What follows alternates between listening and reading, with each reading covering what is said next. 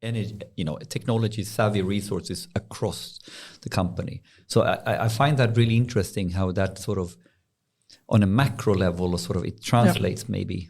What do you think? Yeah, but I think these resources should be on in the Prime Minister's office, which is like that has the overall responsibility. And also I think even also in finance because they sort of allocate the money, so they have everybody fights with finance to get more money, but I think they need to have this overall competence as well. And I think that's one thing that when I talk to AI Sweden or others, they compare us to other countries. They say that they have more of these resources in like government and on the prime minister level, and we really don't. We have 2 people, I think, in that works there. So it's creating a problem, and it's the same as you do in a company. You put AI in the IT department, and it is everything. But it is, of course, you have to have a lot of processing power, but it's basically changing the way we do things. So it's more on the business side. And I think it's still a lot of companies. And also, if you look at municipalities and regions in Sweden, they also push it towards the IT departments. And I think that's that needs to change on all levels. Where is AI mainly located, you would say, right now in the Swedish government? Which department? Or it's in the civil service department with Secretary Slottner. And how big is the interest or discussions about AI in different departments, you would say?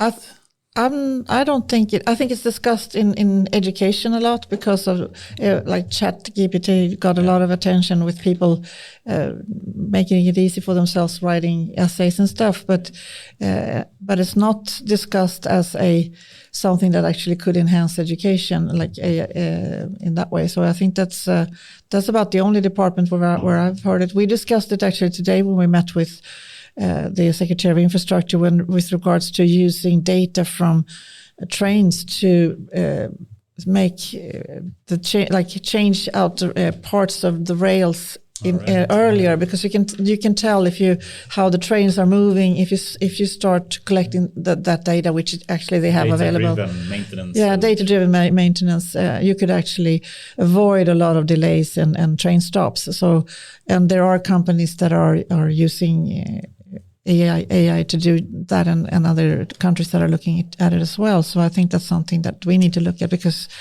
everybody who commutes by train, there's but problems. We all know about the annoyances. Yes, exactly. Yeah. But it's quite interesting. Like we have AI now in one in one department, which happens to be the infrastructure department, and one way to approach this is actually, I have a really hard time from my department to influence the use of AI in all the other departments. I should, but it's very hard. But I could potentially show the way by really understanding how this works by simply pushing it into all my sub-departments under my head. So if Erik Slottner really understands AI, he could potentially understand, step 1, how does all my different department, from the train to the buses to the boats, so to speak, as you said, use AI. Yeah, but that would be Andreas Karlsson, who's the Secretary of Infrastructure, but they should be working together. But it's I understand. Interesting idea that sometimes we cannot solve world peace at day one, right? We need to figure it out how to get started, and then sometimes you can get started. Yeah, interesting idea. I think it's interesting if you think about in a normal private sector organization and companies, they always struggle with this IT department and then having different other departments of the company. But then you have these kind of cross-functional, technologies like data in general or AI, and it really needs to be intersecting all of them. So you have these kind of different dimensions. Yeah. And I guess you need to have that in the government as well. Really. Yeah, I think so. And it's still, we have the silos. And that's why I say I think these resources should be at the Prime Minister's office so that it can work on a more overlaying all the different departments. But I'm hoping that we can influence that in the end. Either that, or you have this kind of cross like matrix kind of organizations, right?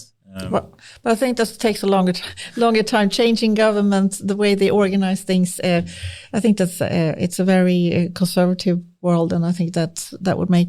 I know they changed around a little bit after the election, and there was a lot of discussions, and people were unhappy. And there was a lot of on every election. There's some sort of slicing of the cake differently, and sometimes some people get really upset on where they end up. Yeah, so. Yeah, super interesting topic. And with that, I'd like to welcome you here. Thank you. It's great to have you here, Maria Stockhaus. You're a spokesperson for matters of digitalization, I guess, right, in the Moderate Party. Yes. And it's actually the first time, as you said, that we have such a prominent politician on the podcast. So it's a true honor to have you here. And I guess you've been an active politician for like 20 years? Or? Yeah, I've been I started with the youth organization when I was 14 or 15, but I've been full-time politician for actually almost exactly 20 years. So long as most part of my career has been in politics, and it was just sort of by accident. It wasn't really why I was. I'd love to hear more about that. And then also you've been in the Swedish Parliament for like 10 years? Or yeah, no, it's my third term, so it's 8th year now. Yeah. Or ninth, sorry, yeah. It's really extensive experience, so it's awesome to have you here and speak more about that. But perhaps we can start with that. How did you get started with that? Or really, who is Maria Stockhaus? How would you describe yourself? It's hard to, I wanted, I'm not one person to just accept status quo. I want to change things. And I think that's probably what sort of attracted me into politics, trying to make things better and change things. So that's really what drives me, I think, right now.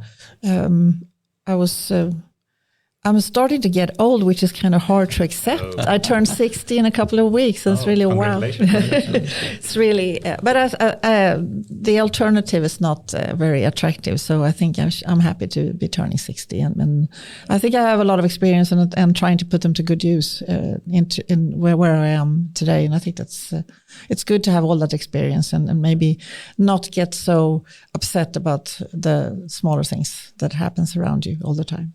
Do you remember where in your career, or let's see now, when we had the digitalization boom around the 90s and 2000 with Birgersson and Framtidsfabriken, and we had the broadband revolution and everything like that. Where were you at that point in time in your career?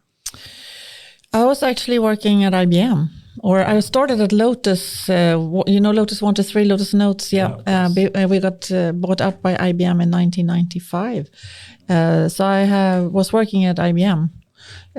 But I'm not a tech person. I'm a business person. So I was working more on selling sort of education. When people bought Lotus Notes, they needed to get trained, and we needed to get IT guys trained on Lotus Notes so they could develop cool applications for our customers. So I was sort of in charge of selling these education services around Lotus Notes. So you were politically active since, of course, the youth, but you were in business, sort of say, and in the earliest times of your career. So in IBM. Yeah. And how was the transition from business into professional politician, so to speak? Well, I was in the municipalities here in Sweden. A lot of people are active in politics, but most of them do it as a sort of their hobby in the spare time. And I think our democracy wouldn't work without all these people dedicating a lot of their free time to the municipal politics. And I was one of them. I was, and then after the election 2002. One of the persons in charge of sort of trying to find out who to put where after the election. It's like a big puzzle. Reinfeldt, no? Yeah, no. This was the year, the election that went very, very bad for us. But we still had, we were still in power in Sollentuna, where I live. Okay. So they were looking for somebody to take charge of being, I guess, chairman of the school board, and that was a full-time position. So, and they asked me if that was something that I would consider. That was 20 years ago, and well, my mom always said that you usually regret the things you didn't do, but you don't regret the things you do. So, and I could take a leave of absence. You have the right to take a leave of absence to take a political position. So I said, well, I have to try it at least. Yeah, to try it. Yeah, I have to try it. And it was, I started when I started in the youth organization, it was around policy for school choice. So it was, and this was school, and I had kids too. So I was like, this is something that I could really feel engaged in. So I said yes. So January 2003, and it was a lot of fun, but it's also very hard. A lot of people have a lot of opinions about schools. Yes. Sure. And they are very quick to and often negative. Right? Call. Yes. They wouldn't, like I had, during those 12 years, I had 2 phone calls that were positive, where people said that they think that when we made a good decision. but it is so hard because very many people get affected by choices and decisions, but very, very few actually has a full picture of this, the breadth of decisions and complexity in decisions. You are a father, and then you have your view on the world, right? Yeah, and you have to respect that the parent who calls me and they're upset because some decision that we made is affecting their family or their kid. And that's what they say. And I can understand that. And especially if it's like a big change, like we closed down a school. That was really one of the most dramatic things we did. And I can understand that. But then like I have to be able to, even though they wouldn't accept what I told them was the motivation, I knew that this is the right decision for the greater good and for if you look at the whole municipality and kids, from all the kids and going forward. So this is this macro, micro. Yeah, macro. Yeah, and I can. You have to, like, they're not stupid and they're not mean. They're just upset that there's something that they can't control. I think too. A lot of people in Sollentuna are people who they work in Kista, Silicon Valley, people who have good educations and are used to being able to control their lives. And then here somebody else makes a decision that affects them, and then they got really upset. So. Mm-hmm. And then you continued in Sollentuna, I guess, municipality for some time. Were you mainly working with the school? Yeah, all the time, actually. Yes. So all those 12 years. And so I think one of the things that I was, when I left, was very proud of was that we decided, I went to Maine and in the US, and they had started, that was in 2010, a 1-to-1 program where kids in schools got their own laptops. And at that time in Sollentuna, not even teachers had their own laptops, which is that's really scary, to be honest, that was the case, but that was the case. And we saw what they could do and what the kids did. And I said, this is not it. Like, we have to go there. So you're interested in digitalization questions? I was. So it was. So we went back home and decided that this is what we're going to do. In 3 years, we're going to have the infrastructure in place and all the laptops out there. You got that done. Yes, we did actually. And ultimately then hard choices, because then you need to focus your investment and budget and focus in this way, and then you needed to do less of something else. Yeah, and then also I think it was a big transition for the teachers. Yeah. So and some of them were maybe not that happy about it, but I think when they saw some of the teachers were really enthusiastic and started working really hard with this, and they started showing their colleagues. So I think it got acceptance quite fast with the teachers, because they saw that they could do so much better with their students with all these tools that were available to them. I'm eager to jump to the topic of ChatGPT already. No, sorry. Let's keep that for some time. I have this is a really interesting project or case study, as you would say it in the business world. But from these 12 years, what did you learn, or any key things you took away from this type of leadership around change? Because here you have a very interesting, the municipality world I think is interesting, because you have a micro world with decisions and change management on a very detailed micro level of teachers. And then you have the whole fundamental macro, how can we push digitalization in schools, right? So any learnings around change in relation to digitalization and or in general from this point of your life that you could take with you? Yes, I think the thing I learned is that we as a politician, you should sort of set the goals and point, like, this is where we're going. And then trust the professionals to decide how. As any kind of leader, right? I think even in a private sector, in a company, if you're a manager, it's you shouldn't really tell them what to do. You should set the direction, right? Yeah, and I think that's really, like, it took me, I think 4 years before I realized that we had all these different policies and we had all these different goals. And we had social services going into our schools and with all their programs and stuff. And I said, well, we can't, the teachers it's just too much, like, coming from a top, and they can't really focus on their job. And I trust that we have really good teachers, which we did have and still do. They still do have in Sollentuna. And I think the important thing was that we showed them that we trusted them. And we also gave them, we cut we didn't have as many people in the municipal building. We got the money out to the schools. Administration people, or administration people, and got more of the money out to the schools and gave the principals more autonomy. Right. So we didn't really care if they decided. We had one school where they put all their third graders, 75 of them, in one class, and then they had, 5 teachers, and they divided them up in different groups, and the parents went ballistic. And I said, well, I know we have a really good principal at this school, and I know his teachers, this was their idea to work like this. Can you please trust that they know what they're doing? And this was worked out really, really well. I think the biggest problem was that if one kid had a birthday, they couldn't invite all their classmates because there would be 75 kids. So it's and I think that, and also supporting the principal, not saying that, like, questioning what their decision, but trying and supporting him against the teachers. And I think that was important, to trust them.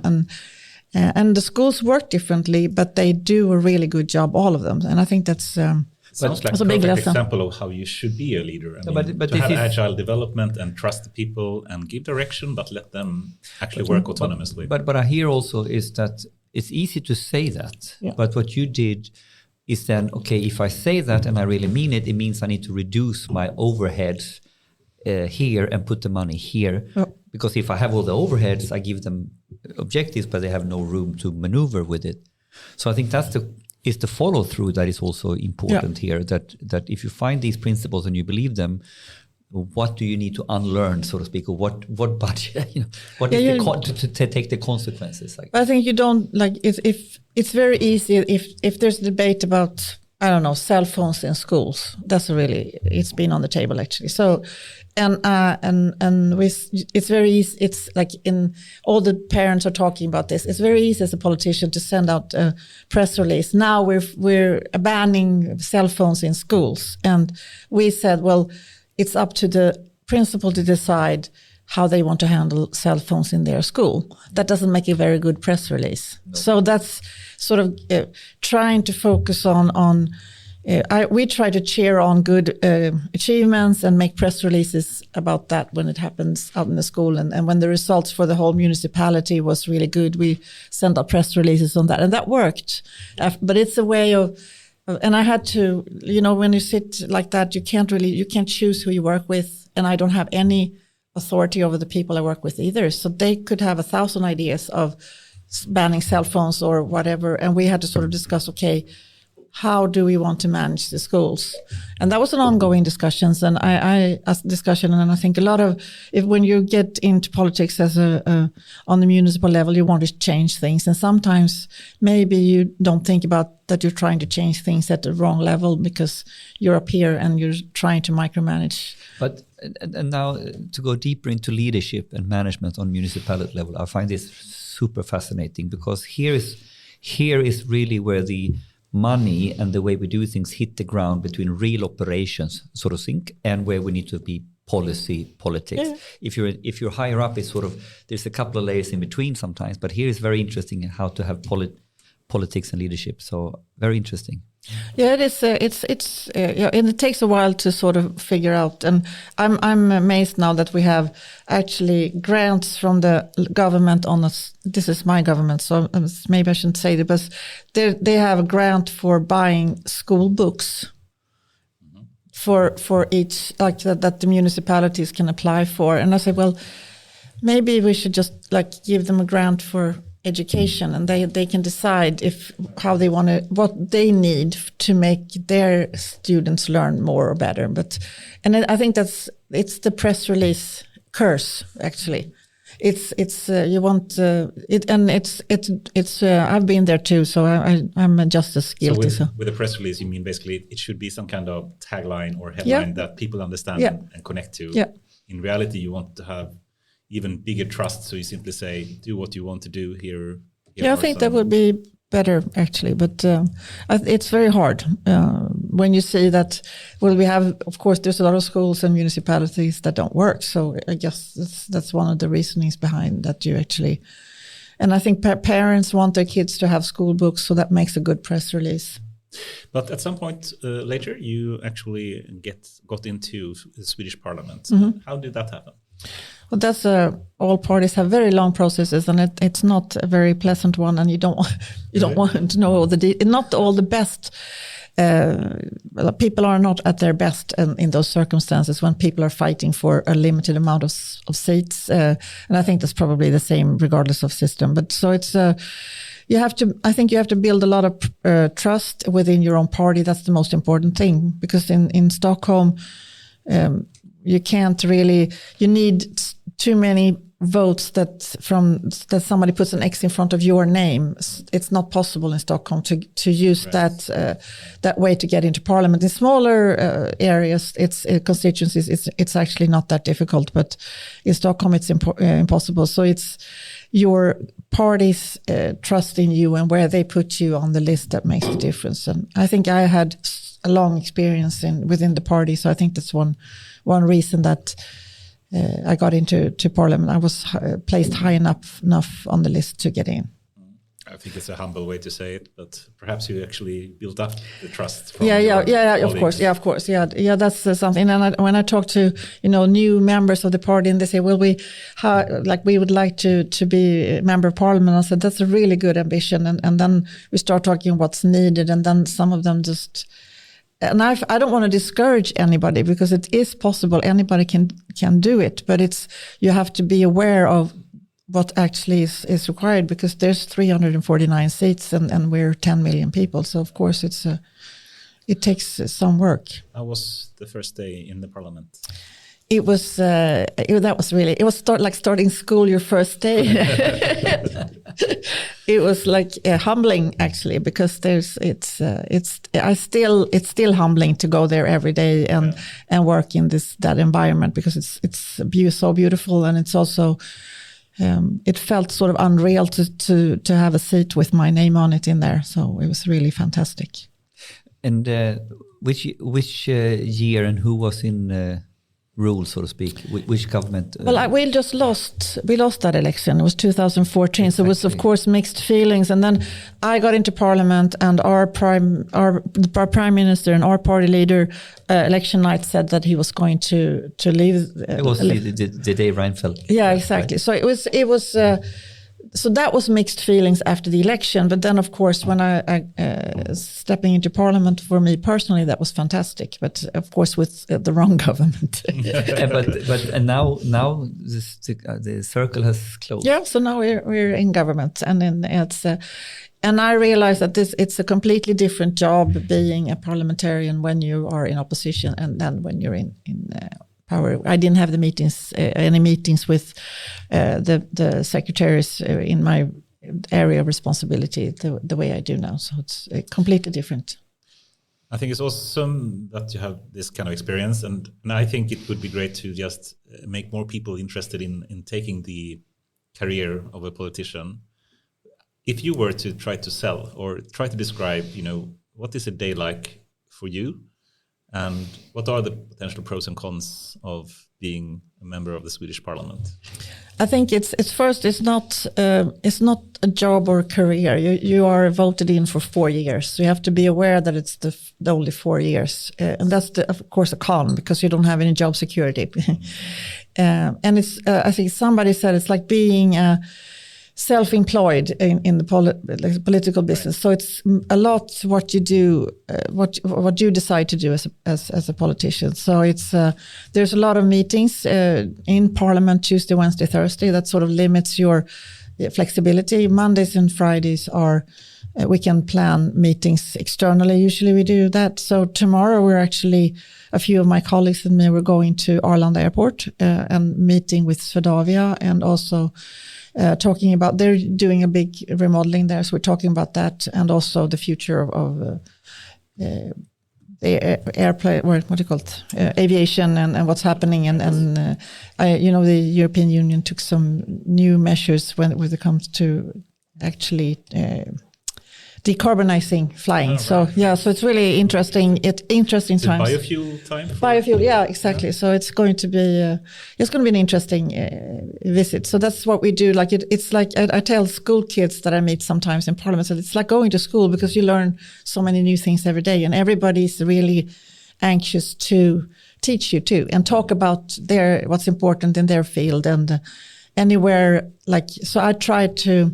A lot of people can learn when they sit and read stuff. I'm more of, I want to be out there, see it, feel it, talk to people. So that's what I try to do a lot. So I guess that's a big pro. That's a big pro. You get to learn a lot of things, right? And you get to see a lot of experts and talk to really smart people. And you get access to that. So that's a lot of fun. And then there's a lot of really good camaraderie, I guess, between parliamentarians.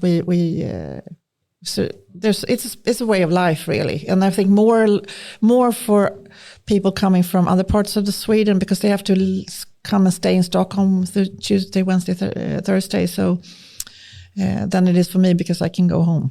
What's the biggest frustrations though for you? Sometimes things move too slow. I think that happens in a lot of organizations. Yeah, no, I think so too. It's like you can see all these things that needs to be done, and then you understand, and then you have to, everything has to be investigated. And I guess that's for the good, because it's like when we do make changes, there are usually big ones, and you need to make sure that you don't do the wrong thing.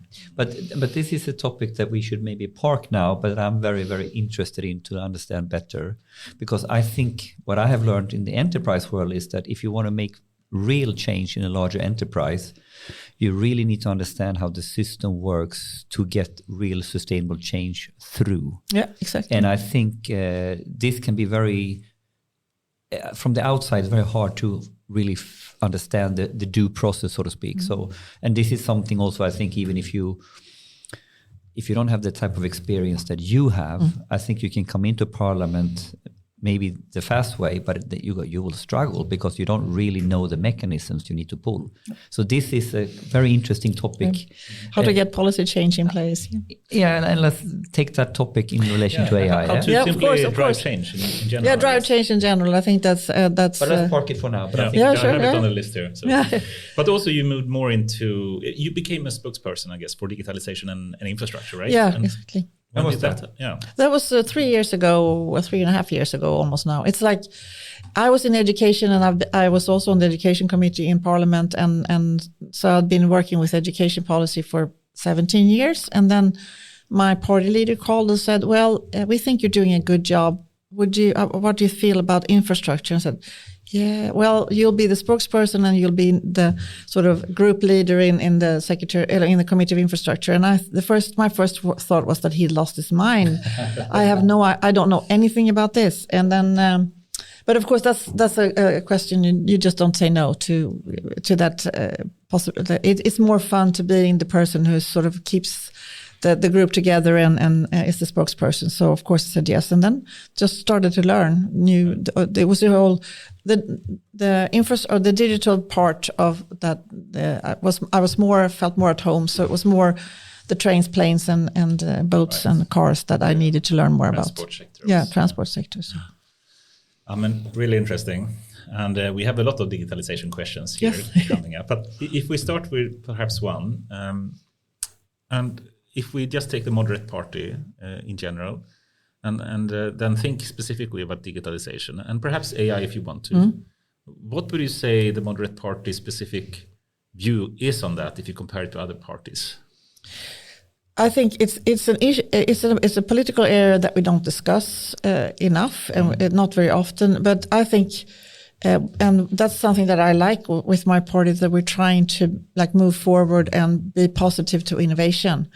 And maybe even though we're sort of a conservative party, that does it not apply to these types of areas where we see innovation taking place. It's more to the fiscal side where we're more conservative when it comes to taxes and so on. So I think, and I know that our party leader and now the prime minister is really interested in these issues.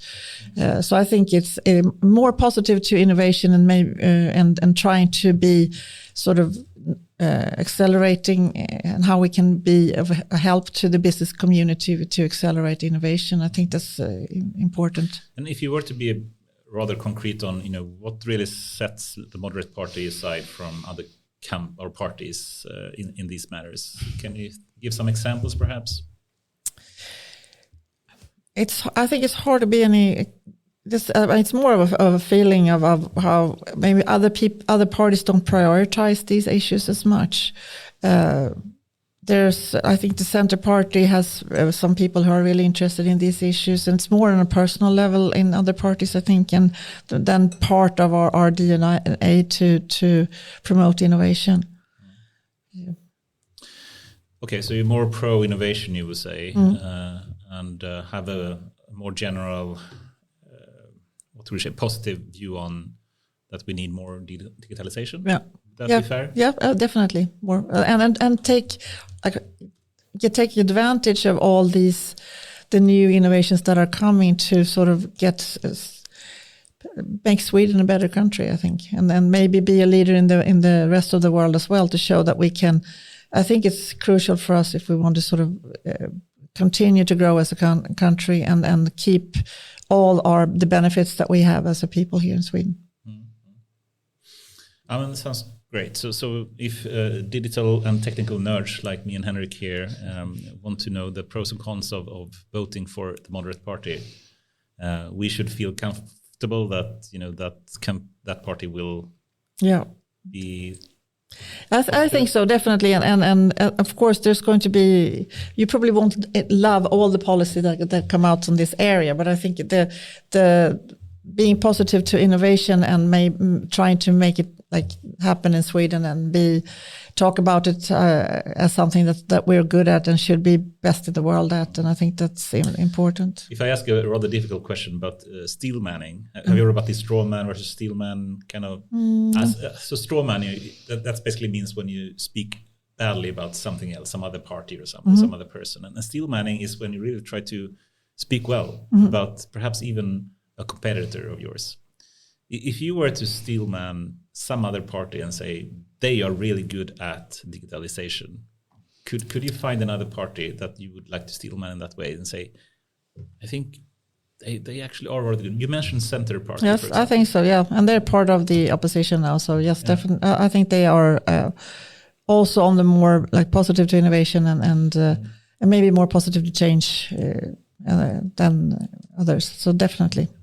But there are, I think, in the Social Democrats, I've met people, and in the Liberal Party, definitely people who are interested and driving these agendas within their party. So there are I think but the level of importance within the parties is more based on how many people they have that are interested in these issues. Yes, that's an interesting topic, right? So one of the key things, if you want to move forward on anything, but let's now take data, AI, digitalization, is it will boil down to individuals as well who really pushes the agenda and has this know-how to communicate and discuss it. And this is what you highlight, that maybe Moderaterna, the Moderate Party, has more of an agenda here as a party, whereas there has been some individuals with excellent know-how in relation to politics in this.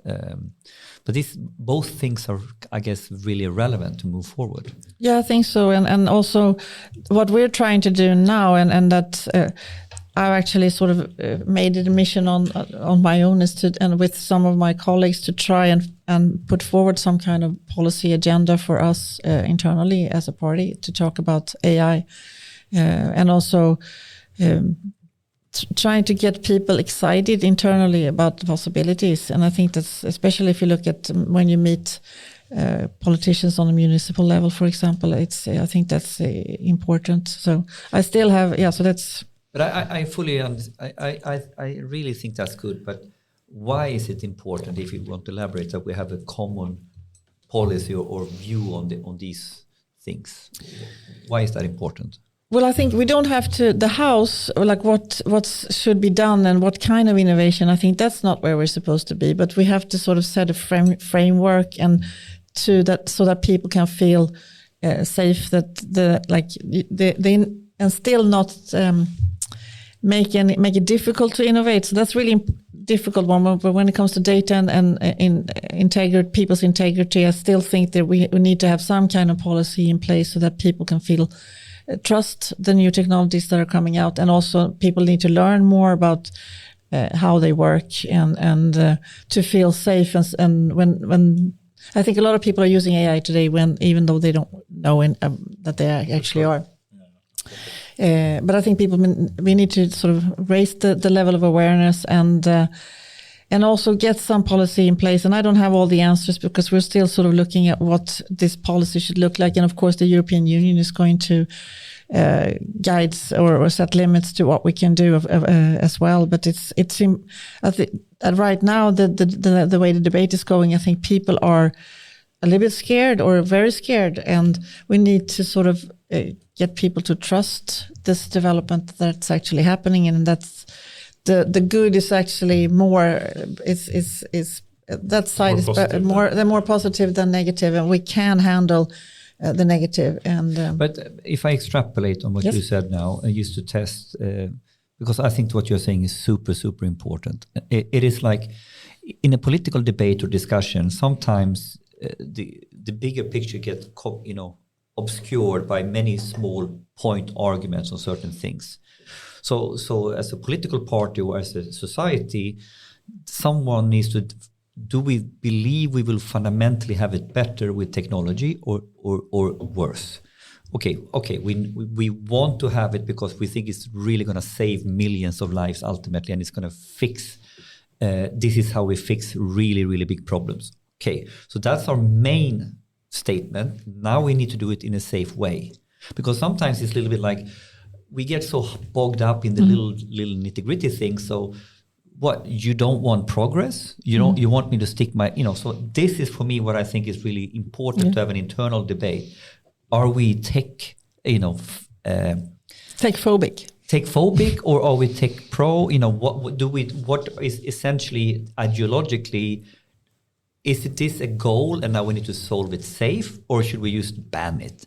And I think in the political debate, sometimes this gets lost because different agendas is then driving different topics. So this is what I hear, why it's super important to have this conversation, and then together as a party, what do we stand for? Are we actually stand for this? We need this to solve things, but of course we should do it safe. But it's not like a no first. So we always say, don't ask a security guy if you can do it. He will say no. You should ask, or a lawyer. You ask him, how should I do it safe? Yeah. It's important. If we move to a question more about the current state, perhaps, of digitalization in Sweden, and also AI, I can give a quick view that I have, and it would be fun to hear what you agree with or disagree with. But I would argue that Sweden actually has a rather good position when it comes to digitalization in general, and has had that for a rather long time. I would not argue that's the case for AI, though, and we are a bit behind even some Nordic countries and European countries, and certainly from China and US. What is your view of the current state of, for one, digitalization, but secondly, AI in Sweden? I think we are a very digital people in general. So it's and then we have, but we still have. So I think that picture is correct. But it's partly, there's a problem with the public sector where they are very much behind. And if you look at international rankings, we really have a big issue there. And I think we had the Transportstyrelsen scandal, and I think it still sort of makes public offices and government institutions more careful, or maybe they're so afraid of doing things wrong. So the public sector still has a lot of things to do, even on sort of basic digitalization level. When it comes to AI, I think it feels like we are, I don't know, woke up too late, got a little bit sort of what's happening around us, and now suddenly, I think we have all the. We could probably be leading in the world if we wanted to, if we like started to work on it, but we're still way behind, and we still get the debate like we did with ChatGPT. How are we going to stop our students from using this? So that would be an awesome topic to speak more about, since you have an expertise and interest in school as well. But if we just continue, I mean, Finland, for example, I think they already in 2017, they had a national AI strategy with a budget connected to it. There was a big thing in April in 2018 where both the EU Commission came out with a big report, how they're going to invest like billions of euros into it. France, Germany, UK, all of them also in April 2018 did the same, but not so much in Sweden. We have like AI guidelines, but not really a strategy with budget. There's a little bit. There's the AI center in Gothenburg, and there's AI Sweden, and there's a few, and then you have the Wallenberg, the WASP, but that's not. They're on their own. That's completely private. But there's been some initiatives, but it feels like we don't have. We have the goal when it comes to digitalization that we should be the best in the world to use the possibilities, and I think that's lame. We should lead the development, but we don't really have we haven't set a goal when it comes to AI. Yeah. And I think that's something that we need to do. Please help us drive that. Yeah, that's the report I'm working on is that's what what report are you working on? It's an internal report on AI and trying to put down an agenda for what we would like to see on the policy side. Awesome. And this is so interesting to understand. I mean, like, I'm not sure if we should take these topics now, but. Starting from that statement and your standpoint here, that is fantastic for us to hear. How do you go about going from we are here and maybe we woke up late, now I'm here, I want to do a change here. What are the due process? What happens now? You need to write the report, or what is the tactical, with your experience, what do you do to get the right change happening? Well, I think I need to sort of, we need to get acceptance. There's a lot of like hierarchy within a party. So you need to sort of, okay, we might write a report. We pitch it to the leadership in the party, and we see what do they think. And it's usually the things that don't involve money is always easier. Like the finance guy, it must be very, I don't know. They're very, very important, but they have to say no to so many good things, and because they have to prioritize. But you have to, if it's finances, you have to get it through there. And then the other policy things is then we're 4 parties that's working together. So you need to start selling those things to the other parties. So you're building a critical mass and momentum around what's the problem, what's the compelling event, what's the urgency, and what do we think are the ways to invest. Is that a summary of sort of what you... Yeah. And how are you going with your report? Too slow now, but I think it's when I talk to Erik Slottner and his staff, they are like, he has a lot on his plate, and they have the EU chairmanship this semester as well. But my feeling is that he has a sense of urgency as well. It's just a matter of how do we do the right things so we make sure that our people's integrity is secure, and that we still can drive innovation. And that's it. And then of course it's going to be a discussion about if there's money involved, which I think there probably will be, and then we have the discussion with finance as well. But I think I think that's a good start. If I was talking to him and he was completely uninterested and didn't see the point, he's hosting the big event in Gothenburg next week, and I'm really looking forward to that. So that's a good thing that they are hosting that, and that's in Sweden. Can we stay a little bit on this, because I think if we understand due process, the report and how this is conceived is really a critical starting point in all this. And I have a question. Who do you seek advice from, and what angles do you typically want to do, concretely with this report? But I think the important thing is one thing is to sort of paint a picture of what's in it for us, like what's actually possible, and which big problems could probably be addressed using AI. So it's also to get this.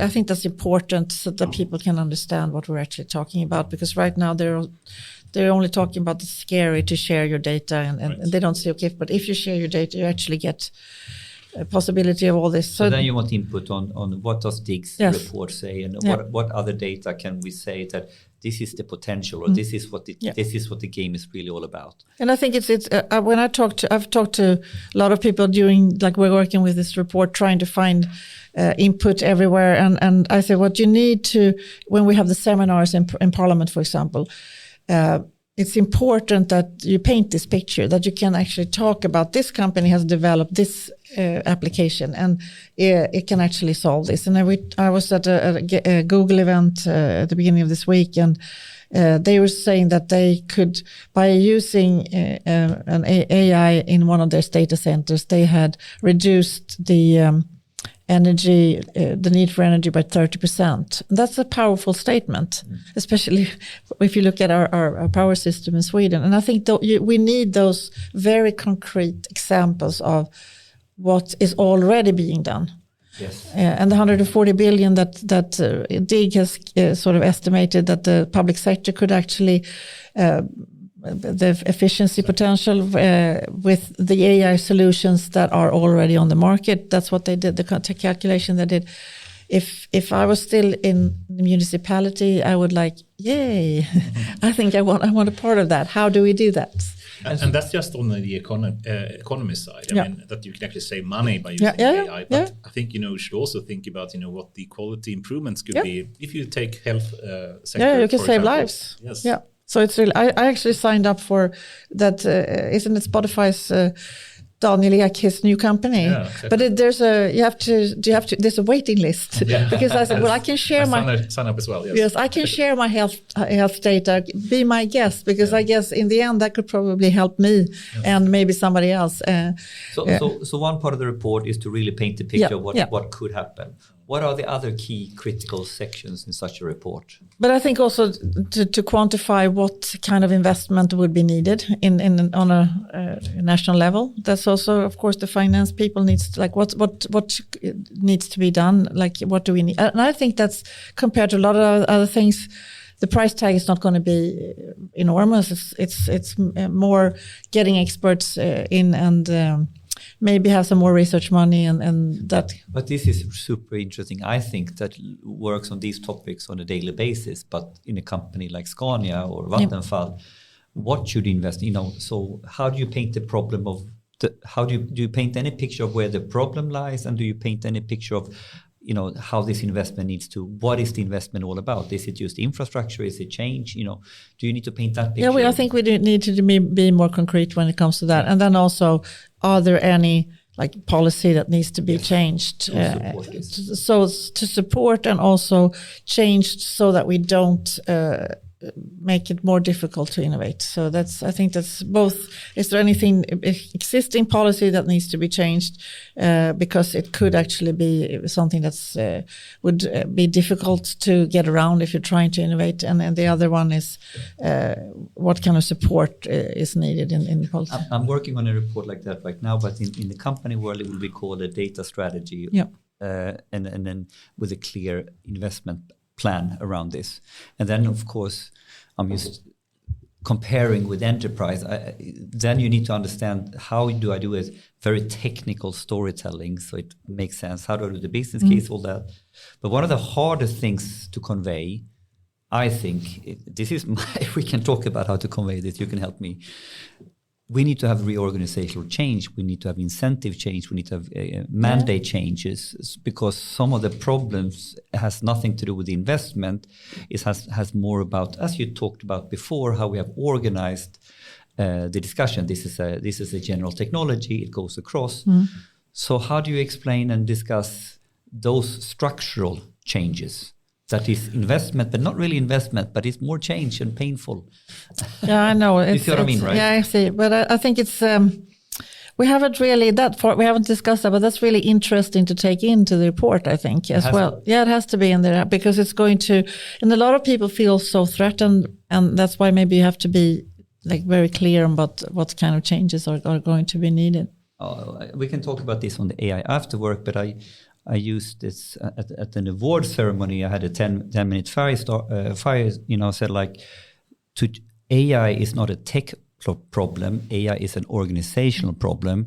And how do we infuse AI in the core DNA rather than doing AI sugarcoating on the old analog ways? Yeah, exactly. So that's the problem, right? So then you have to, you're not just, you need, it's a whole, like you have to go, you're going to change an whole organization. So it's really, really big. And if you start to think about like the public sector, that's huge organization. So in my report right now, I need to go 360 degrees around the investment. What's the operating model change? What is the technology change?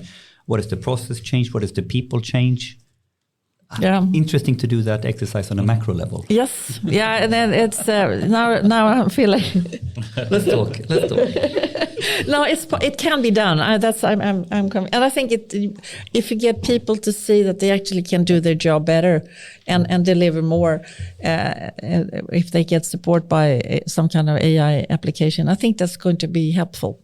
Perhaps we need to use AI to solve this. Have you tried to ask the ChatGPT yet for your report? No, I haven't. I need more. I think I'm more at advanced level for. But I have to tell a funny story. I'm actually chair of our local housing company. You know, our municipalities have houses, so I'm chair of our board. And I need to sort of try and use this AI ideas on a smaller scale. So I was talking to my colleague on the board, and he's from the same party, and we said I want to give the company like a task to look at what data do we have, what applications are there for managing houses, and he said, well, I can look into that. He works at an IT department, so he started looking, and then it took maybe an hour, and then what do you think about this? And he came back it was like, wow. And then I asked him, that was really fantastic. Well, he had used an AI to write it, and he said but he had some kind of advanced licensed application, so he could so he could and I said I need to have that, and will make my life easy. I also cheated like that recently, but it's not cheating, it's just it's not, but you couldn't claim it's you that written it, but I actually did it for, it's like värdegrundar, like the proper values that you should have in an organization, and we had a big workshop on that, and then we tried to come up with a good set of keywords or ideas about it. And I just wrote to ChatGPT-4, then this license thing, asking if you were to summarize how we could have the proper values in public sector that includes the following keywords. And I just pasted in the keywords like in a mess of different words. And it came out with this super beautiful summarization with a set of 8 bullet points and an intro and a perfect ending. Jesus Christ. But I think we were actually discussing that within the party, and I said we like to write articles and stuff like that. And then somebody said, well, their teachers are now they can ask ChatGPT if ChatGPT has written something to see if kids have cheated, and what if journalists would do that with our articles. Is that a Let's move to that topic. Is that a problem? Let's move to that. So if we take that specific topic, since you have an interest in schools and AI and digitalization, and I think you wrote a long article about digitalization in schools recently as well. That was that's my private opinion about it. So it's not the party's. So just to make that clear. In any case, yes. I think the schools could benefit from digitalization, and then of course AI as well. So if we just jump directly, We can move to the general digitalization later, but if we just move to ChatGPT, and I can give a small anecdote myself first, and I hope she's not listening now, but my partner's daughter used ChatGPT to, take advantage, not cheat, in some kind of exam, and then I later sent her a link to the first case where they actually were sentenced for cheating in a Swedish university using ChatGPT, and they got sanctioned for that. And she replied to me saying, "Oh, they were so stupid. They don't know how to use this ChatGPT properly. When I use it, I just ask a question, I get some reply, then I change the words, and I include my own thoughts, but I just use it as inspiration, and then I submit it." And she said, that person that got caught doing it, they'd simply use direct the answer, and that was so stupid of them. But then, if you think, either you can say that this is advanced cheating, or you can say this is the future of education as well. What do you think? I think the later. I think it's the future of education, but I am not sure everybody agrees with me. I think it's. I think the difficult thing, I think, is that you still need to be able to look at the thing you get from ChatGPT and see, is this reasonable? Because you can not everything is not right. It's going to get better, but still. It's a lot of hallucinations and false facts. Exactly. So you need to give kids the sort of framework and the knowledge to see through that and to do what your partner's daughter did. And I think that's, and I don't know exactly how do you do that and what exactly is that? So that's going to be something that we probably need to determine in that case. What do you need to, do you need to learn all the different kings in Sweden and when they were in reign?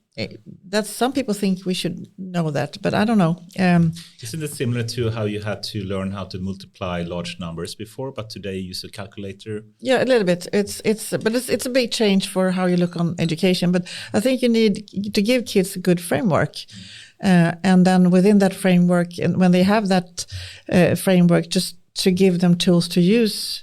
And ChatGPT is a really good tool to use. And I think the way your partner's daughter used it, I think that's the future, because that's the way their work life is going to look when they come. Right, they need to be real savvy at using this as a tool to be more productive, and that's what everybody's going to expect. And but because if we just looked at the macro perspective, that the productivity frontier is moving really fast forward now, and the knowledge and information frontier as well. And so in that case, what we learn in school, or what the normal kid knows used by Googling in internet is very different to 30 years ago. So you could argue that now we need to then, so the productivity frontier has gone up. So we are expecting the kids to use ChatGPT to do the first drafts and now we need to tweak the questions. Yes. So we can basically, it's not about writing the essay in 10 pages. It's about critiquing your own essay, or you can move the frontier of sophistication, because you have a toolbox now. You have a calculator, so I can ask you really complicated questions because you have a calculator to solve it. I think if you think carefully now, you need to level up your game on education, because this part we learn in this way, or we get these tools. What then is the productivity frontier in education and knowledge?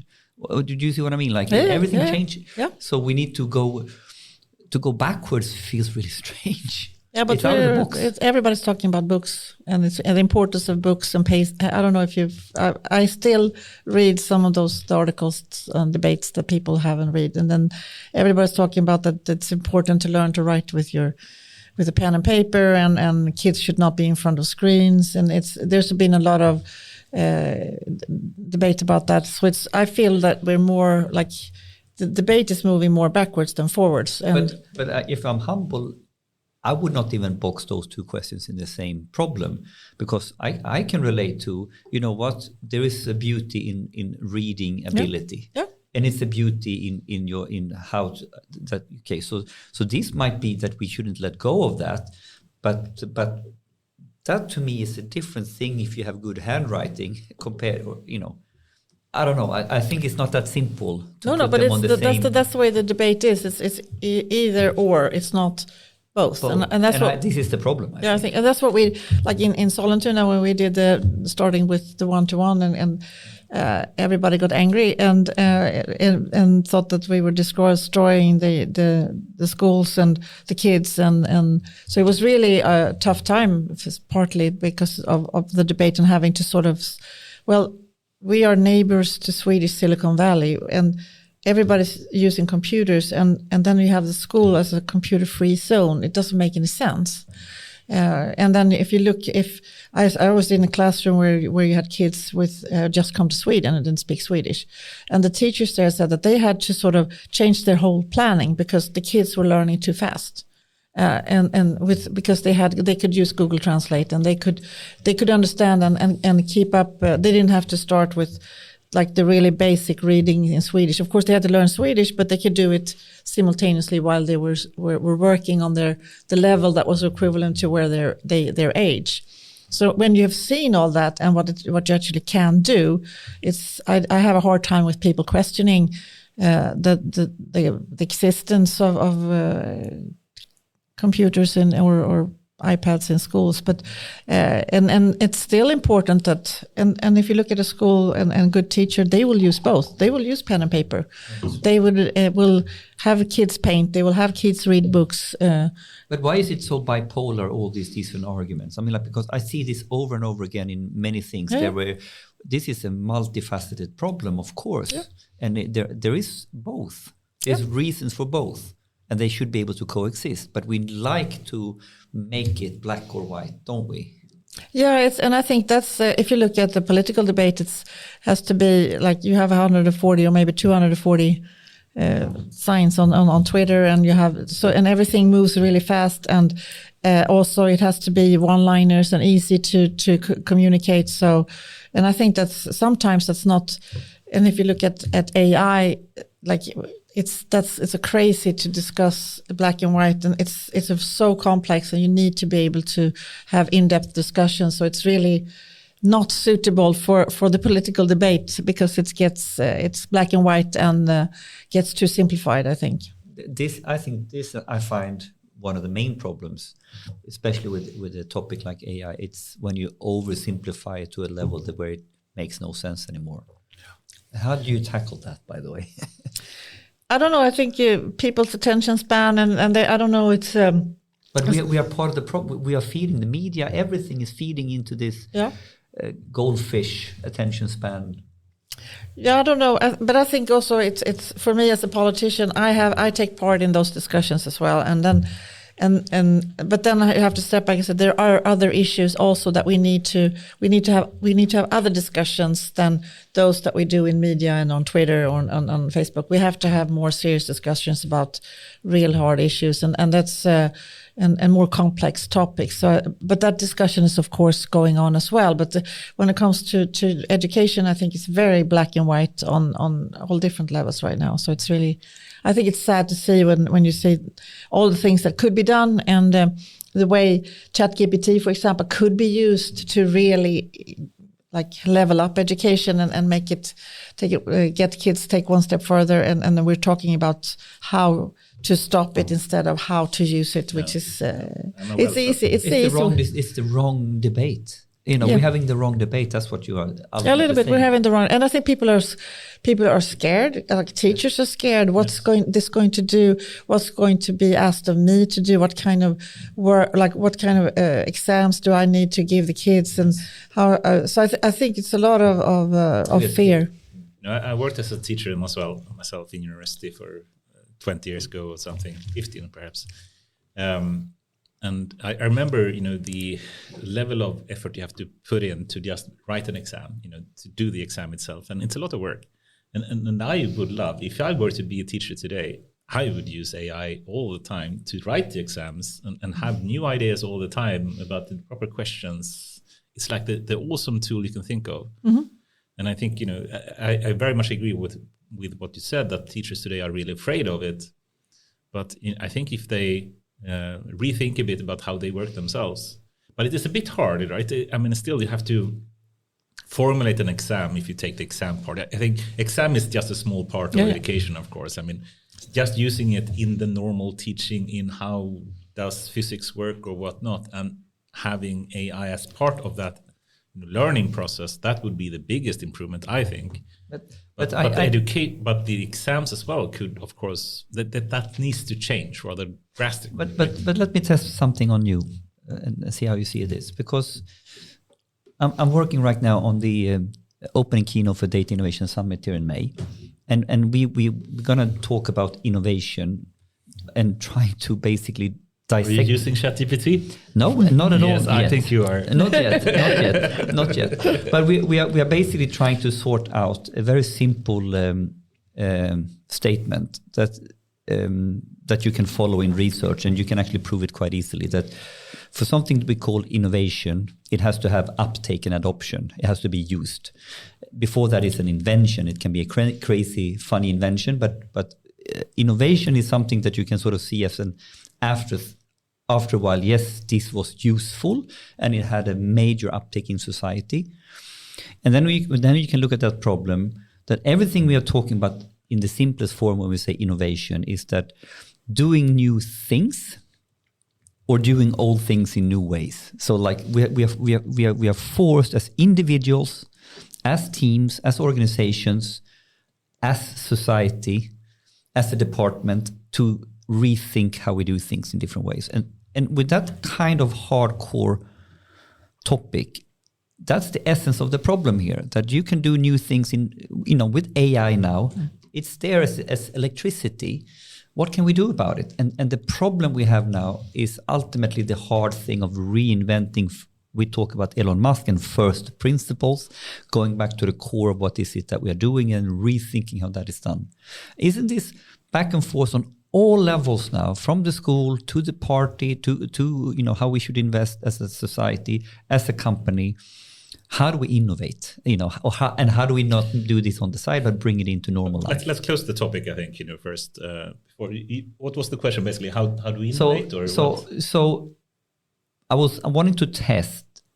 Aren't we talking now ultimately on all different levels on how do we become better at innovating as individuals? Yeah. Could we have that as a separate topic though? Because we still were in the school topic before we move to the next one. I was moving out of the topic. I thought we yes.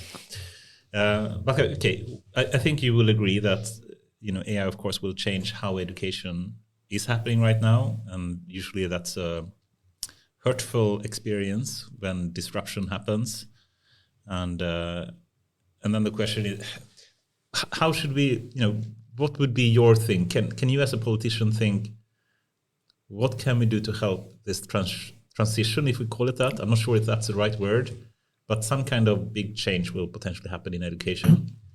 If it means to have personalized, education could be one thing. Just as in medicine, you can never have like a precision medicine or personalized medicine as you have personalized music or movies or whatnot.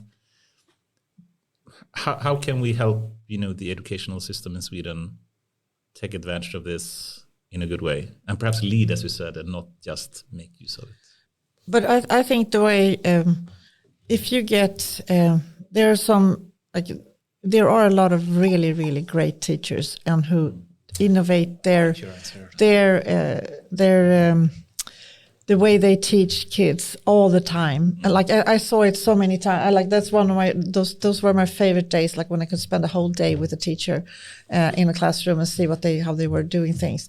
And I think they do that all the time. And then if you give them access to the tools and maybe a little bit of training and a little bit of maybe just some ideas of how examples of how this can be used, I think you can get some really great teachers. Even they will be even better, and they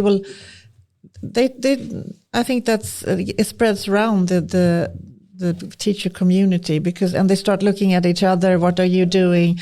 And they will start. There's a lot of communities online in different areas where they share, and so I think it's giving them access to the tools and maybe some inspiration, and get these ambassadors, these teachers like on boards, and they will start. I think it can. I think that's probably the easiest way, because if politicians say something that you should do this in schools, that usually doesn't work very well. I think you answered that so beautifully. It's actually, Henrik also says, I get goosebumps. Goosebump moment. But it actually connects to what you said about but innovation as well. You actually answered my question equally as you asked her question. Now, but I think, just to rephrase what you said, I think, by simply giving access and upskilling the existing teachers and then letting them innovate. Yep. Letting them innovate to find different ways to do this, and then have them coming up with the best solution. It's so beautiful, I think. Yeah, and I think, and they also, and get, then also when you see that, and I think you also have to, when you see that teachers are doing that should be like they should get some kind of reward for that as well. In incentivized, exactly. And I think that could probably be the same with, like, if you look at nurses and doctors and people working with healthcare, if they like get access and get like inspired, and they can see that, well, if we can use it this way, this could help our patients. Or like, I have a son who works taking care of elder people in their homes. If he could say that, well, get inspired and say maybe, well, if we have this, we know this about all the old people that we're visiting, and how can we use what we know and maybe make our care of them better? I think that would, because that's what, like, if they have a drive to do their job good, but better. You actually formulated, in my opinion, one of the most important sections in your report, and I would use a very, very similar rhetoric in the professional life, and this is, we call it how do we enable micro innovation. So what you essentially do when you go back to school and you understand this environment, this domain really well, you realize that you need to have domain expertise in order to understand how to use data and AI. This is fundamental that we understand, whatever you do. So then it means you need to put policy, you need to put the resources in the hands of the people who are passionate and know their stuff. And now, essentially, that's the solution to the real question: how do we get ahead in AI? Yeah. Number one is, like, what are the mechanisms and policies that allows people with the domain expertise to reinvent what they need to do when they better understand, when there is not, it's like a Venn diagram. This is my domain, school. This is data and AI. The new school system will live in the intersect. So how do I make that happen everywhere in society? I think you answered the question. Okay, yeah. Yeah, that's really, I didn't think, yeah, but, you're right. And I have research that shows that this is a fractal problem. It means it's a pattern how you need to think about these things, that you can take on one individual, that you can take on a team level, on an organization, and then basically the macro solution is an intense amount of micro solutions. The macro problem cannot be solved with a macro big stroke, is to make the patterns happen, what you said now, at scale. This is my opinion. Yeah, but it's I agree. There's no magic wand here. No, there's not, and it's probably going to be a lot of hard work, and people are going to change and have to change the way they work and stuff. But I think you're right. I think it's when regardless of what you do, if you with the AI at your disposal, and you can see that you can do your job better, or like, for example, you don't have to have as many trains derailing because you have an AI system that can make. You had a good word, planning the maintenance. Data-driven maintenance. Data-driven maintenance, and that can actually reduce the number of trains that are stuck, or people who get stuck on trains by, I don't know how many percent. So how do you put the society on steroids, where the people who knows what they're doing in their domain has access to new know-how and can reinvent? I mean, the problem is you don't know what you don't know. So you need to be exposed to it, you need to be trained, but then something happens when you realize, oh, I can do my essays faster now. But you need to have the problem right first. Yeah. But how can you put that on a macro level scale? I think that's what is stopping us, because we are not coming up with the innovative idea. Yeah. And it can't be Americans or a vendor or a management consultant selling it. It needs to be coming from within, as you said. Let them be. Now, how do you fuel these teachers? How do you fuel the nurses so they can then innovate? I think this is a really hard question. Yeah, it's really the real question, I think. But I think if you look at it, go back to my board in Sollentuna, it's now we're actually giving sort of a task to the company to look at what data sources do we have within the company.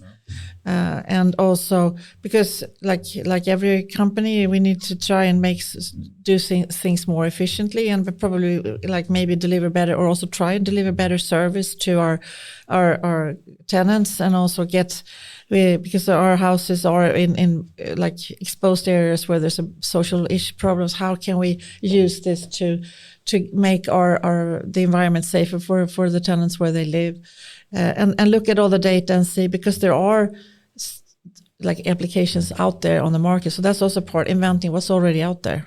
What can we use?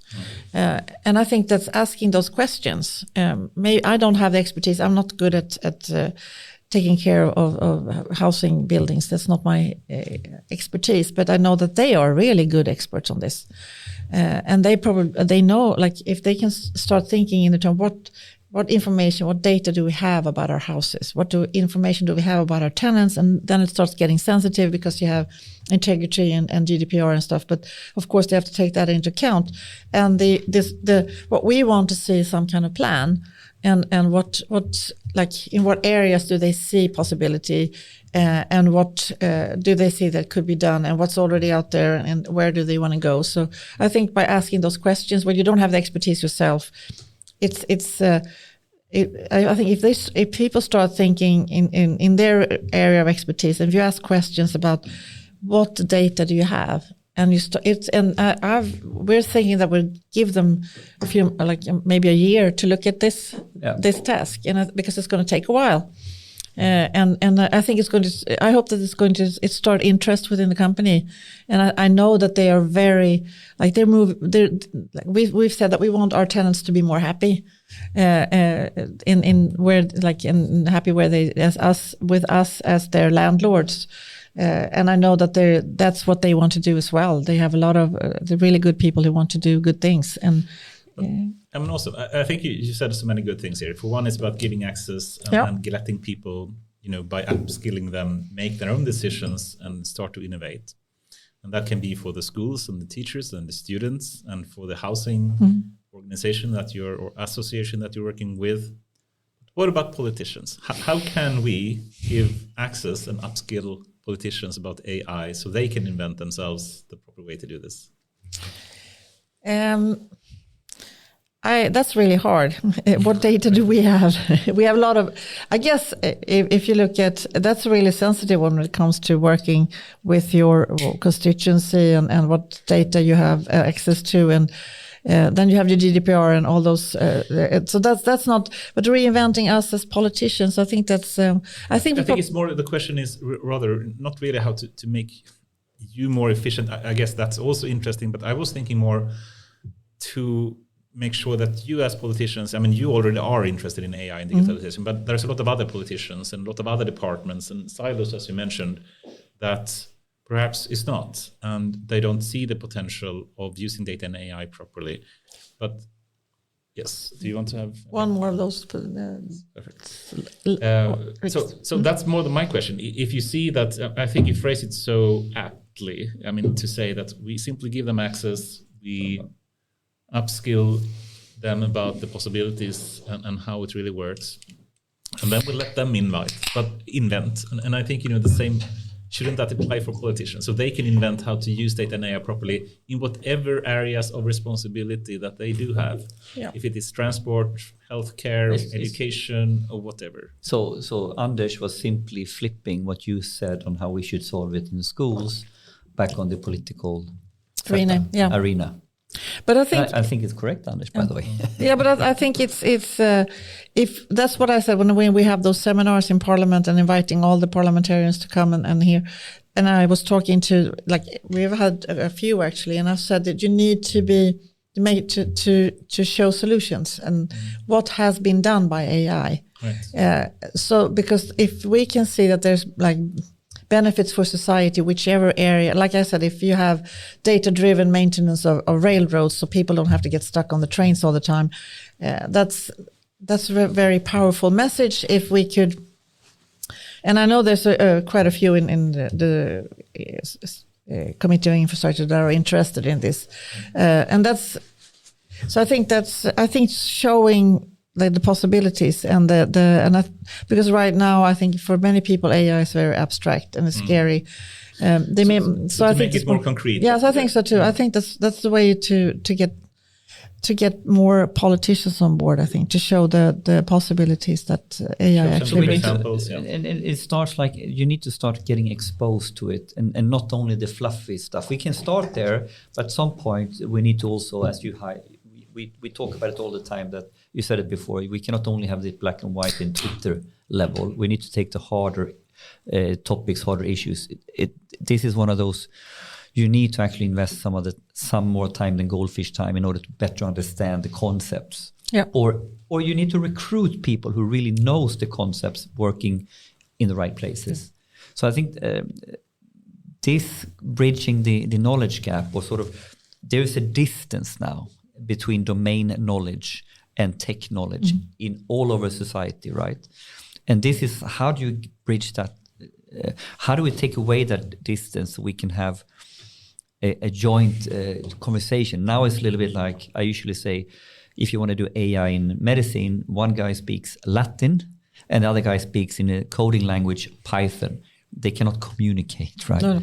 So, I mean, so this gap, I think we're coming back to that. This is a divide between people who are in the know and the people who are in the know of their domain. Yeah, and how do we, it's, but I there's been examples of good solutions within healthcare. So of course there are, how did those work then?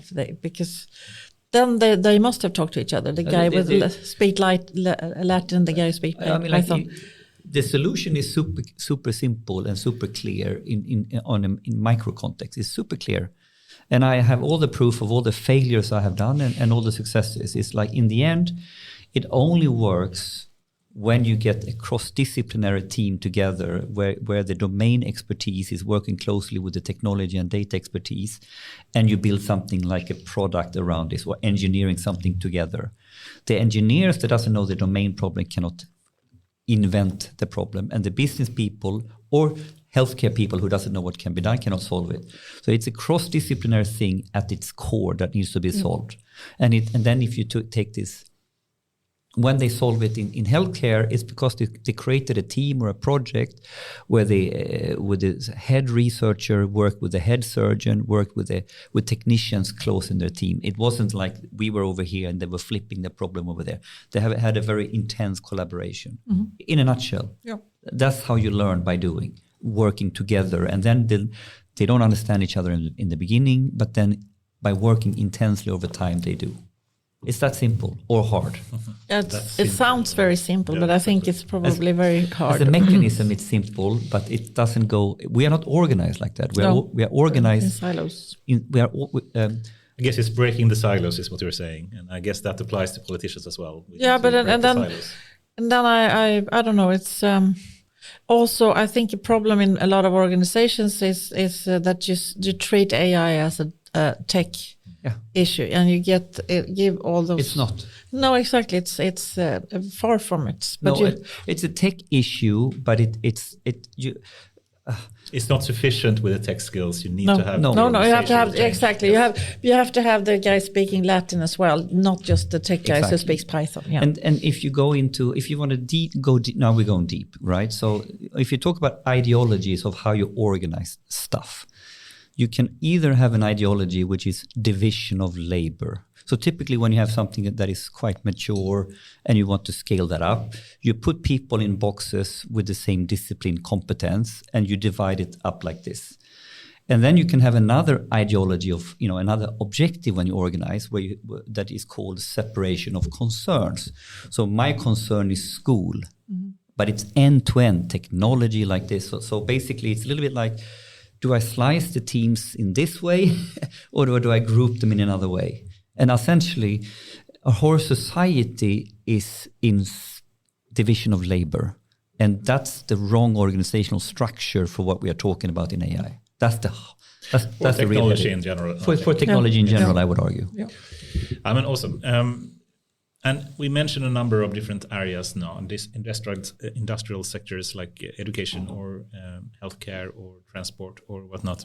Do you have any, if we speak AI or digitalization in general, where do you see perhaps the biggest potential and need for digitalization and AI in different sectors? Do you have schooling is one, of course.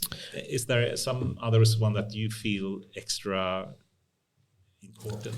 But I think, like, if you look at the bigger challenges that we have is like maintaining our level of welfare. I don't know, welfare. Yeah. Welfare, and affording that in the future. That's really a big issue. Like, in general, making sure that we can afford it without like having 100% tax, because I don't think anybody would like that. And then you have climate change. That's also a really, really big problem. And I think, like, if you look at only the small example of Google's data center, power consumption.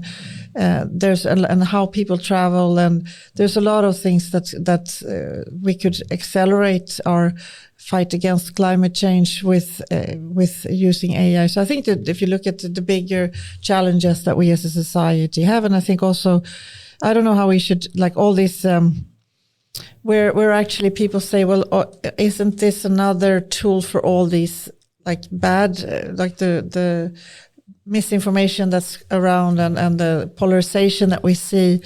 Is it possible to use AI to counter that, maybe? Because that would be really fantastic.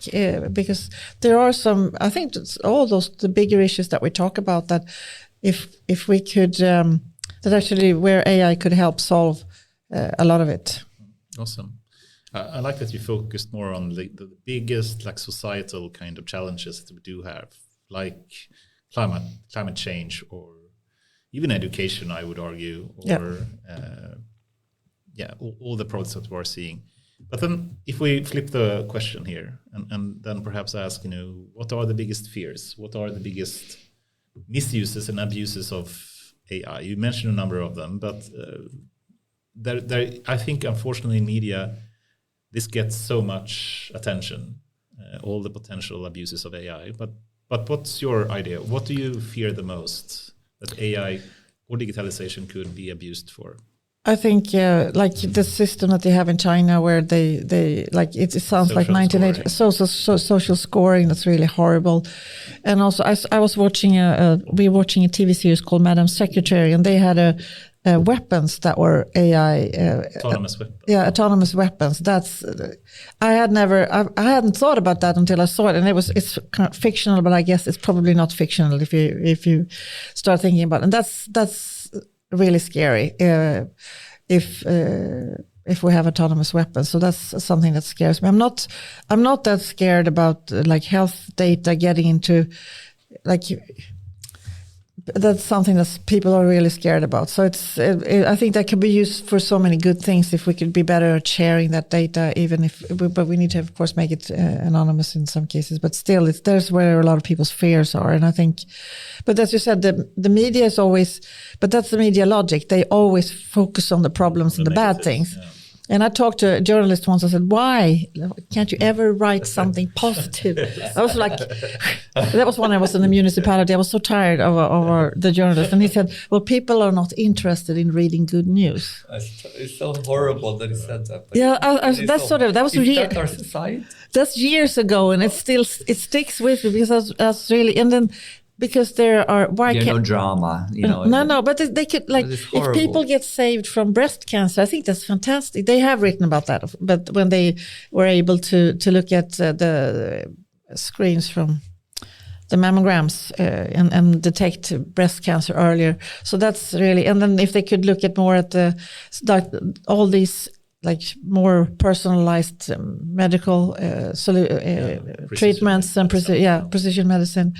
That's really, really fantastic. And then I think it would be interesting to hear about. I heard that Singapore is changing their whole education system to AI-based personalized learning, and that would be interesting. This is so cool. And they are, and Singapore is a very interesting. I don't know. I've followed a little bit, but can you tell us more about that particular one? No, I've just that's somebody told me that they were doing that. I haven't, since I don't work with education issues anymore, so I haven't really tried to find out more, but I think it sounded like something they would do, and it would be interesting to see where that would sort of be game changer.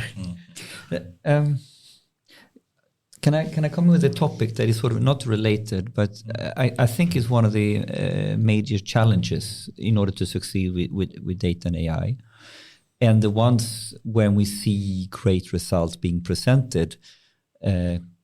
We don't really know the back end stories that I want to share.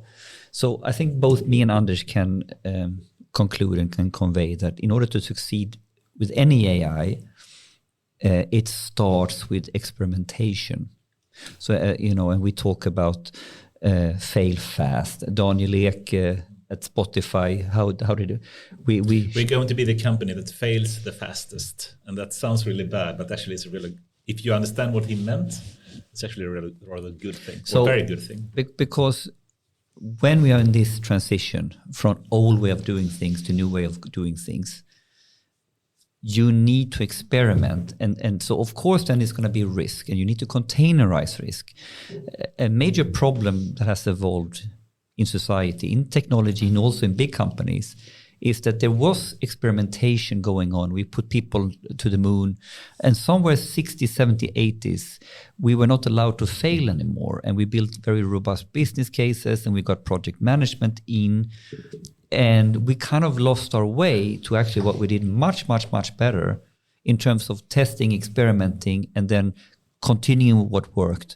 And the essence of data and AI is that it's an iterative process. And here now we have a major problem in policy and incentives and culture in companies, and especially in public sector, where you cannot deal with experimentation so easily. So I think this is actually... What's the question then? How do we deal with experimentation, and what is the political or policy or things that needs to make experimentation okay again? I think what they're talking about on the EU level is regulatory sandboxes.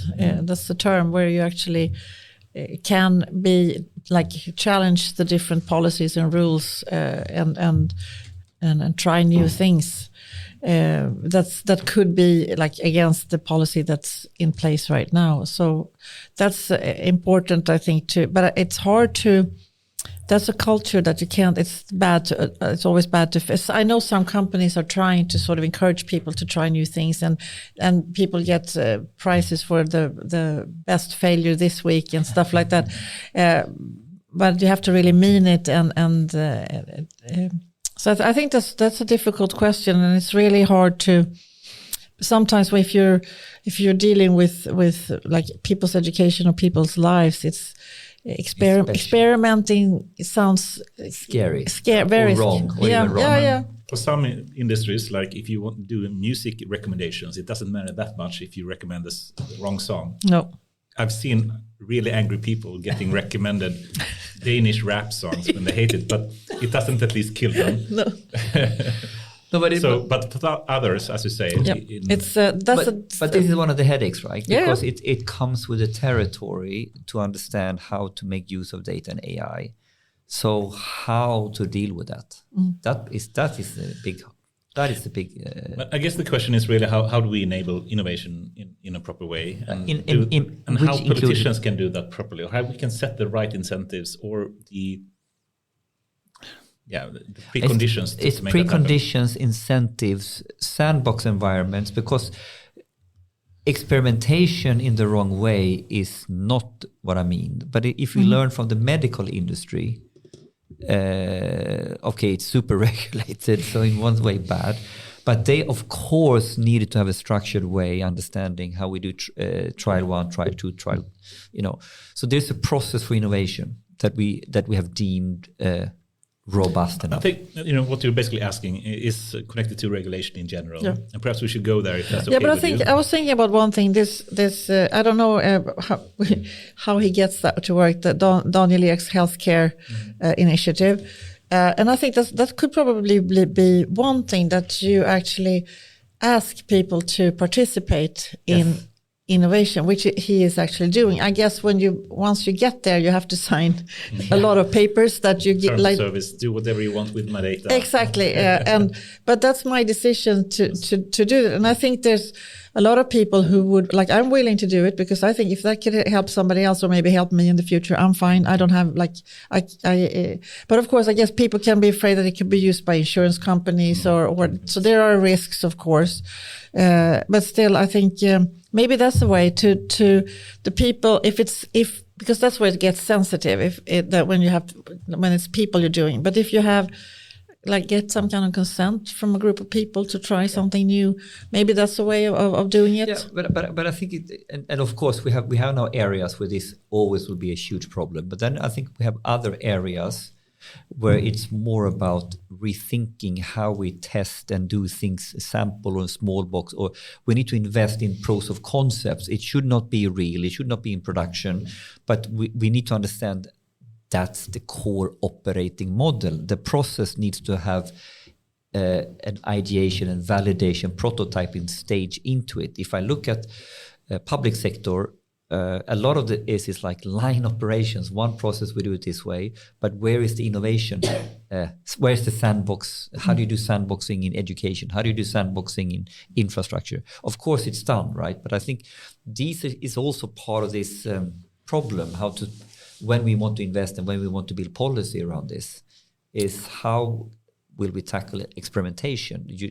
It needs to be okay, it needs to be incentivized, it needs to be structured.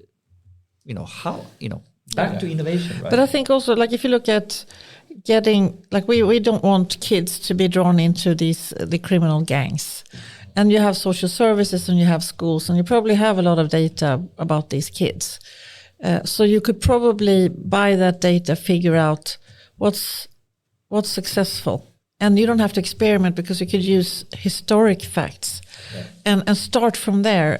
Maybe that's a way of doing it because but then, of course, that's sensitive data you have of all these children. And how do we make people feel confident that the data is not, you can't track it to one specific person. Speaking about that specific problem, about trying to be a bit more preventive when it comes to criminal gangs and kids getting drawn into it.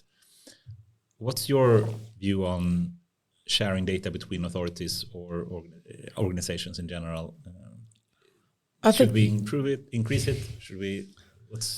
I think it's if we really want to tackle those issues, there's no alternative than sharing. Like it right now, it's between schools and the social services, and between the medical services, the social services, and the police.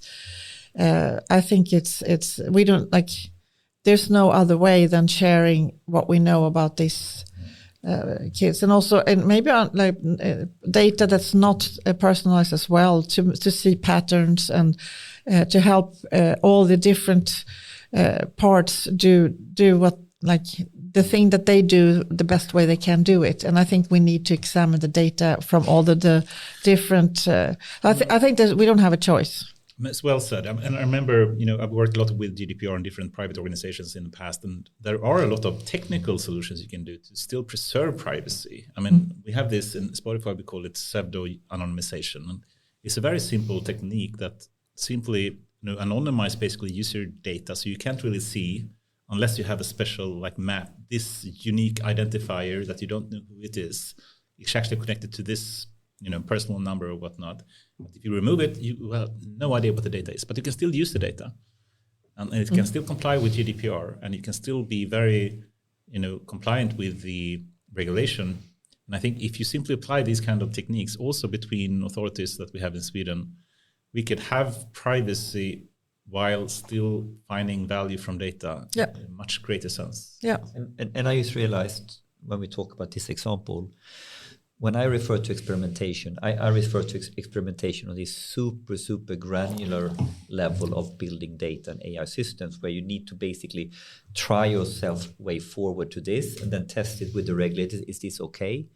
And now we have a challenge that I'm really down on micro level now, that we don't get the project started. We don't know how to get started because everything becomes super big.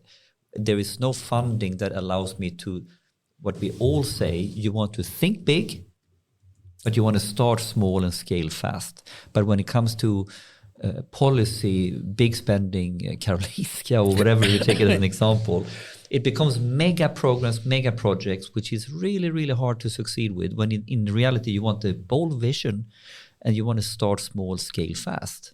And this is we really need hard. to move on here, but time is flying away here a bit. And, but it is okay. Yes, yes. And we have a large number of questions that we'd love to get. This is so fun, though. Yeah, but can I ask a question? I was just when you look at the big like business organizations and you're trying to like change. What's the biggest sort of what do people say that like the största hinder? The biggest blockers. Biggest blockers, yeah. For what? For sharing data? No, for innovation. So like we take now a company that I work with, and let's not name names, and then what is the biggest blocker? Wow, don't get me started. But open a Pandora's box. I think you can speak about this. I'm super passionate about this topic, and my hypothesis is the same, but it's used in different levels. My hypothesis, I have thought about this a lot. I'm going to boil it down to a simple idea that we frame as we have on quite tactical level. We are lacking. I use the term business intrapreneurs. So if you think about people who are inside an organization, who has the know-how on the business side, the domain side, how to innovate and how to orchestrate change in innovation, because it's a multifaceted problem. Can you get the budget? Can you get the resources? Can you do the selling to the stakeholders? Can you then get the tech people? Can you organize a project? And there's very few people in the domains, in the business, who has this know-how. Okay. That's, I think, if you're going to nail me down for the number one problem, I would frame it like that. Okay. It's not a tech problem. No. Yes. So these are the guys that are getting the things moving, and then you have change in culture when you want to go big. But what will instigate? Who needs to be there in order to move this train forward? Yeah, I could speak about this topic as well for another hour, and what would you say?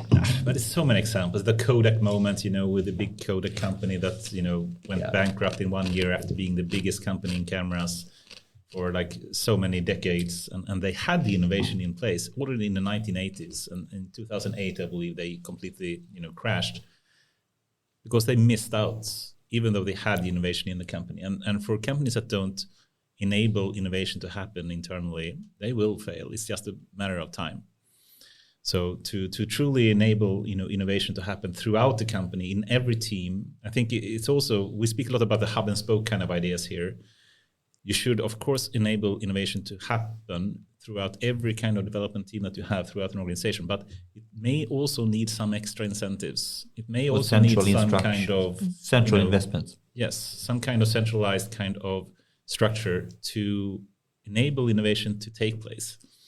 And I think this, if you combine these two and also enable people to have innovation, and innovation happen not in the mainstream users. So if you take a Spotify example, if we take the mainstream users that listen on music in a certain case, but for people that are a bit strange and may listen to something called dansband, which I actually added that to Spotify, that genre, so I'm proud of that.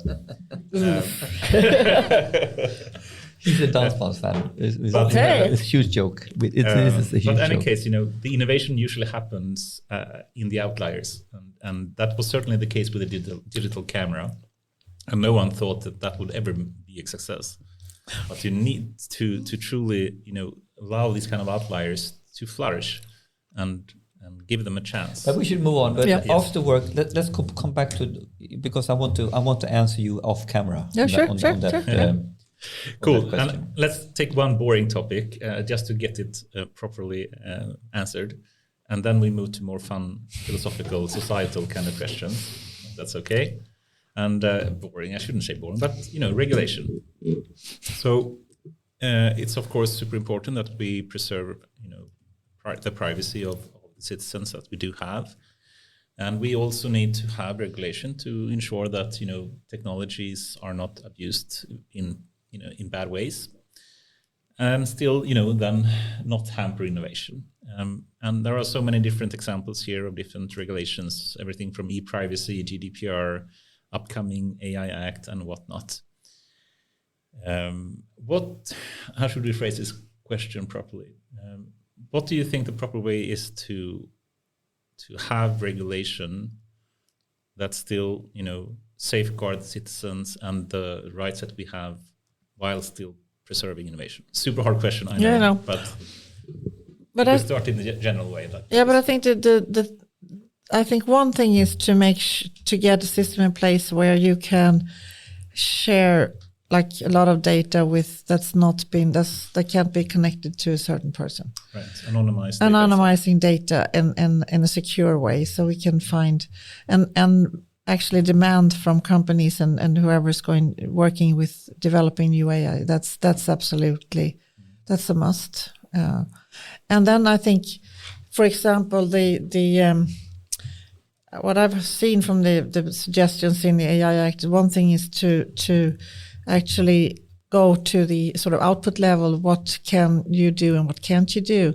Like the social scoring, what I understand is going to be a no. And I think maybe that could be a smart way of doing it. I haven't seen all the background. We've spoken about the AI Act a number of times here, and it seems everyone is saying exactly what you just said. And it's so strange to me that we don't do it, because I think most people are saying, why don't we have regulation on the use case instead of the technology? One example that I had is, if I have a hammer here, hammers can be used for a lot of good things, but I can also use the hammer to hit Henrik on the head.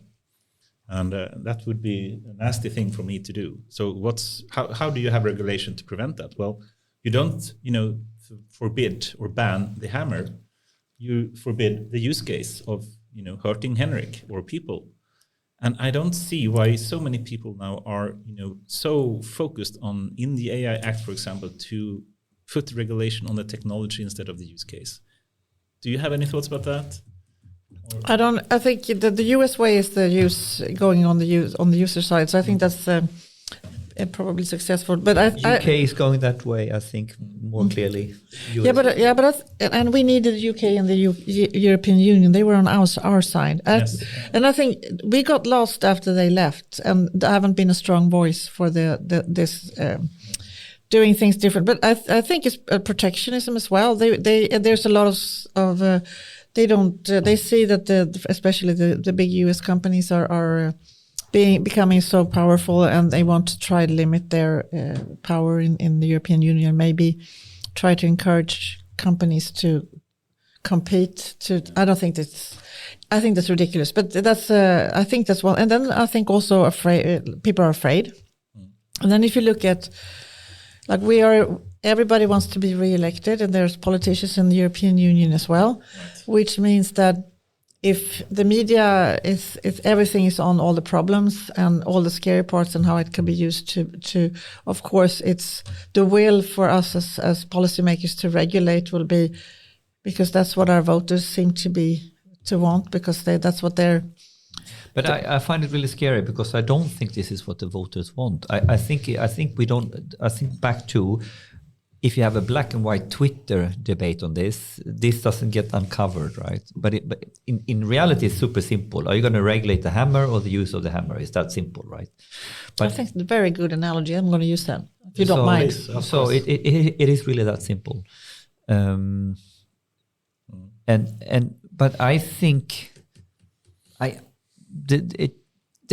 we have good experts, even Swedish people who have been part of, coming with advice on this. But I don't really see it's going in the. I thought we would start even moving it in the right direction, but I think it's going in the wrong direction even worse. Yeah, the latest version of the AI Act, they're speaking about these kind of general AI, or what they use different. I think they have two terms. They have foundational AI models, and they have general AI. They had to add generative AI with the hurry. But they didn't have that in. Yeah, but they had some even before ChatGPT was the big thing it was. But they are now, I don't recall exactly, so I could be wrong here, of course, but they are trying to find some kind of difference between foundational models and generative models and general purpose AI. That's the term they use, general purpose AI. And it seems that if you have general purpose AI, it's basically defined as high risk. And I could be wrong here, but that's my view of it. And that basically means that any kind of general purpose AI, like ChatGPT, would be basically impossible for normal companies to work with because it's defined as high risk. This is a rather technical question, but do you have any thoughts about this? Because I think everyone agrees that having regulation that is adapted to the extreme fast-moving technology field that AI is something that we need. In that, I agree with Elon Musk and Stephen Hawking and Max Tegmark and so many others. But they need to be implemented properly, right? We want to harness all the good things as well. Yes. But I think it's people are a little bit scared about if of course if Elon Musk says please press the pause button, that's then people get even more scared. But that's because he wanted to catch up. We already realized that. Yes, of course. He's actually starting up new companies, by the way. So I think he actually is leading. It's just that he wasn't using generative AI that much, but he was using the other type of AI that actually is what's needed for But AGI. cynically, we joked about this in other fora that he's just doing it because he's actually starting up a generative thingy, and now he wants to catch up. He's going to do the truth GPT, as you call it. Yeah, and then he's starting up XAI, right? Yes. I mean, it's kind of a double standard. And I hope double standard. People see, and then of course, if we press pause in the Western world, China and Russia, and they are not going to, so it doesn't really make any sense at all. So it's and nor the criminal gangs or the antagonists that we do have, right? No, but I think the AI Act is going to be a tricky one because of there are. Like the protectionism from France and Germany, and also you have as I said, I think that a lot of general public, or at least what we see in the media, is like scared, and then of course our answer is to regulate. And but I think that's what I've been saying as well with these seminars, that it's important for the sector that works with AI to say, but if you do this like the way you're suggesting right now, then we will not be able to find new cures for cancer, because this is going to limit our use of the data that we need to do this. And I think everybody's talking about the cost if something gets exposed, but we're not talking about the costs of what we can't do. I like this. So I think that's really and that's something that could actually affect policymakers as well, and that's something that you need to do. The industry needs to do, and also the people who are using AI today need to do as well, to make sure that people understand that there is actually probably a huge cost of not doing it. Of not doing it. I like this, and Kai has several people. The opportunity cost here cannot be neglected, and is it ethical to not save millions of lives? Is that ethical? No. So it's like it's a crazy idea, right? It was Kai that said that. Kai that once. said yeah, that. He said something. AI, if we don't use it, I mean, basically, how moral can it be to not save the millions of lives you can save? Yeah. How can this be moral? Yeah, no. I heard a quote from, I haven't heard it myself. A doctor said that right now we're protecting the healthy people and we're letting the sick people die, and that's because that we're protecting the privacy of the healthy people and letting the sick people die, and that's not. And maybe that's a story that needs to be told more often and get, I think maybe that's scary. So maybe that you can get like the media to write about, well, if we do this, we won't be able to refine the system that finds breast cancer earlier. And also we can't use it on other cancer. And we have, if we have a public sector on the brink of ruin and we understand the trajectory of how many people will go into pension in public sector and how this is going to look like in 20 years, we cannot afford not to do this stuff. We cannot afford to not do this stuff. And this conversation, why isn't this part of the debate even? Because I think we also need to say that, of course, we need to have regulation. I think there is a need for that. And especially what you said before as well, there are some very, very concrete and obvious use cases that we should regulate, which is like social scoring and autonomous weapons, etc. So, but why don't we simply do that then? Yeah, exactly. As you said, the use of the hammer, not the hammer itself. Yes. And I think that's really simple and easy to say that's the road we need. It's going to be very interesting to be at this EU meeting next week. Yeah. We're supposed to participate. They were very hesitant at getting. They said it was it was only the secretary who wanted to go, I guess, and his staff.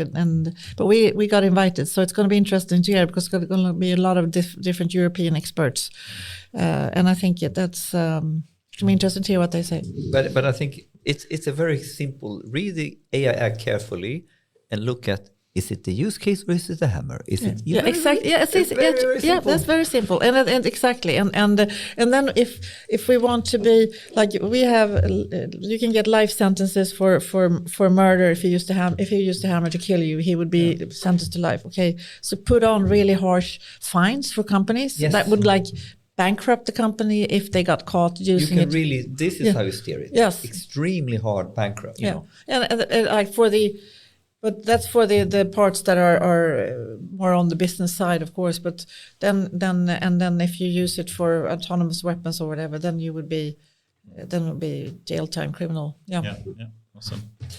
Should we move a bit more into philosophical kind of questions? That doesn't have really good, yes or no answers. It's more a matter of opinions. But I think it's fun to speak about. Okay, yeah, that's it. It's interesting. It's very AI is very a lot of philosophical questions around it. So, but one that we spoke a lot about is what we call the AI divide, and we is basically a pun of the words from the digital divide.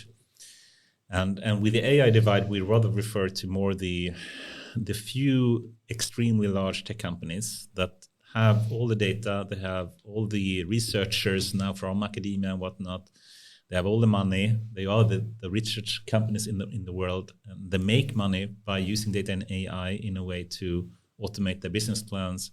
So there are a few selected companies that basically are concentrating the power, and it's going, I would argue, faster and faster. Like OpenAIs of the world that have ChatGPT and now Microsoft and then Google, of course, and others.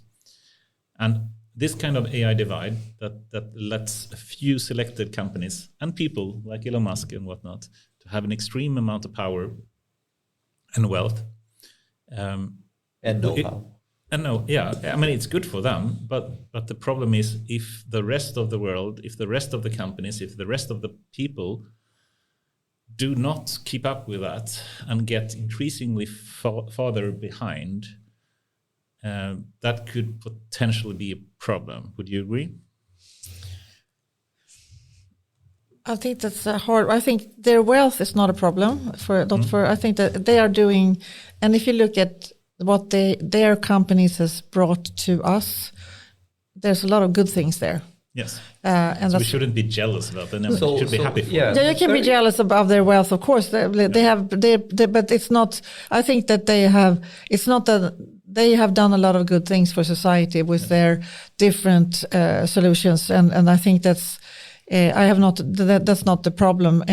But I can, if the power is more of a scary thing. Like if you own Twitter, you can control a lot of the information out there. That's more scary than the wealth and the big companies. And then also, I think I was thinking that on the way here, that one thing that's happened also is that the U.S. had Donald Trump as president, and for me, it was at least, and I think for a lot of people, was shocked that the democracy in the U.S. was fragile in a way, and the biggest ones, tech companies, they are U.S. based, and I think maybe that also got people more scared of the divide than we were before. But how to change it? I think the way the EU is doing, trying to block these companies, is probably not the right way, because we could do. We need to be the environment where we can grow, not companies who compete in the same arena, but who do other things and are successful. So we divide the power that way by doing different things. So that I think the globalization and codependency is good for world peace, but it's right now it's sort of going the other way around, which is kind of sad. But the way I usually frame the problem I think there is a problem with the AI divide, and it is not really to focus on the problem that something is created or of the few that is leading this. The real problem is how massive we have of the people of the rest of the world not catching up. Like when there becomes a bigger and bigger gap in the productivity frontier, what can be done, and we have companies becoming. So I'm not really pointing the finger at the people leading this on this side of the divide. I think the problem is problematic when you get to a point where big companies or societies more or less is up for disruption, or we come to a point where someone said, I think it was Kai again, we are so in the hands of, we have put ourselves in the hands of these companies. We don't have any cloud infrastructure, and now we're not going to have any generative AI infrastructure. It's a little bit like we don't have electricity in Sweden. We need to import electricity from US. That's what's scary, that we don't. So I'm not so mad about that they are successful. I'm mad about that we are screwing up the game. Yeah, we are big time. And this is the AI divide, which is a little bit like, damn it, you are putting us in the point where we should import electricity from Russia and AI from US, and we have no sovereignty. We have no sort of, these are core resources that we are now. I don't know how we think. This is the problem, because we are so vulnerable in the geopolitical landscape. And someone said very simply, an AI will not replace you. Someone else that knows AI will replace you. Yeah, exactly. And that becomes a problem when we are talking about Sweden to the rest of the world. So I think the divide is, us. We are the problem that we are, if we're going, So I'm not really blaming these guys. I'm saying, do you see what I mean? Yeah, we need to catch up. Yeah, exactly. And how I think we have we could because it's like we are the unicorn capital of the world. One of the Google exactly. managers we have a lot of successful Swedish scale-ups like Spotify or Skype or Minecraft or King, or we have a large number of successful startups. So it could be done again. Like we can get another Spotify, but in this area. But we need to. The problem is, why don't we? Why don't we? We need to have more politicians that incentivize it. No, but I think let's go there. We didn't incentivize Spotify. They did this. No, but I think Sweden actually is one of the better countries, I would argue, in Europe, at least for the startup scene and how we can enable innovation happen. Yes, we can argue. But not right now. We're as you said, we're throwing talent out of the country instead of. So I was just I'm going to get you bite that one, but you took it before me. Thank you. It's still a brain drain, but if you just do statistics on it, I think per capita we have so many successful startups and scale-ups here. But still, But let's go here. I think you're asking the right question, and this is the real debate of what we want to have. This on the table now. Let's talk about this now. This is the real question. Which one? You said, why don't we? Why don't we? Exactly. Why don't we? Yeah. That's the real question, right? We should have and I think that's if you ask any politician, we want more Spotifys and more Klarna, and we want more companies that are successful. Yeah. Let's put more regulation on the table and see what happens. Okay. Sorry, I wasn't. But actually, you said something that I didn't know that. Because if we think, we want to be more successful here, is this something that we can, we need to put a really strong governmental institute in this, and this, we're going to have governmental driven innovation? Or do we see it, how do we foster a climate where the unicorns pop up like mushrooms? And I think you said the last one, right? Yes, definitely. Two different things, right? Because there are arguments, we need to have an institution who can have a lot of money and we will innovate. There are too many government institutions and no. Yeah. I mean, it's rather easy to see what's happening. I mean, I want you to finish that. No, but there are too many. But I'm thinking that for one thing, there's too many institutions working with digitalization and also with AI. So we need to sort of consolidate and maybe scale down the government, and then see how we can do more initiatives to get those unicorns to grow. What do we need to do? And I think one thing is that when I went to the Royal Institute of Technology and talked to some, they have this KTH innovation. So I was talking to some of the companies that have startups there, and they brought up this, that, well, we can't stay when we're finished our education. So that we can't do that. We can't throw the talent out. We need to. But one of the simplest ways, we have already solved this question, by the way. Okay, great, thanks. More than a year ago. Okay, why didn't you tell us? No, not you, but if I tell you now, it's very simple. Because what is it that creates an environment for startups? A couple of things. Talent. You need to have a very, very healthy and speedy, fast way of getting talent. Second, capital. So basically, the core topic now is that we have a system run either by, you go down the VC route, okay, and then basically you're giving your company away. And how should I put it? VC route? Venture capital. Oh, okay, thank you. Venture capital. Yep. And the venture capital is not really building healthy companies. It's building portfolios that can get one healthy company. It could also build healthy companies. It can. No. What I'm trying to say is this: that there is a profile of companies that can go the VC route, and there are many other companies that are really nice companies, but they're not really. They're going to be great for Sweden, but they're not the same, right? But you need capital, and then the argument could be, okay, and then we can have funding from Vinnova or something like that, and then you look at the funding here. Too small and too fragmented, and really you can't really do anything about it. So how do you fund?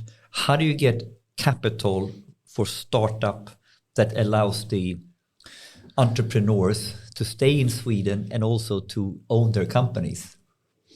That's an interesting one. Is that something that I don't see a government agency with capital? There is actually an awesome report ordered by the White House recently. It came out in January. They spoke specifically about the AI divide and exactly this problem and how they can enable more, for one, academics, but also startups and companies that are not tech giants to catch up on these techniques. I think they had an awesome model for it. It's called something like the National AI Research Task Force or something. Mm-hmm. And send this report. I know, yeah, but you can just Google it. Yeah. But still, they basically are asking for billions of dollars from the government in US to enable this to happen. And they do that in a way that I think you are speaking about all the time. Not by building a centralized infrastructure, for example. Infrastructure is something that we need to have. If nothing else for the public sector in Sweden, it would be we need to have something that is not built on the US or Chinese cloud services. And that's missing in Sweden and Europe in general. But what they are saying is, okay, let's not as a government build a government infrastructure.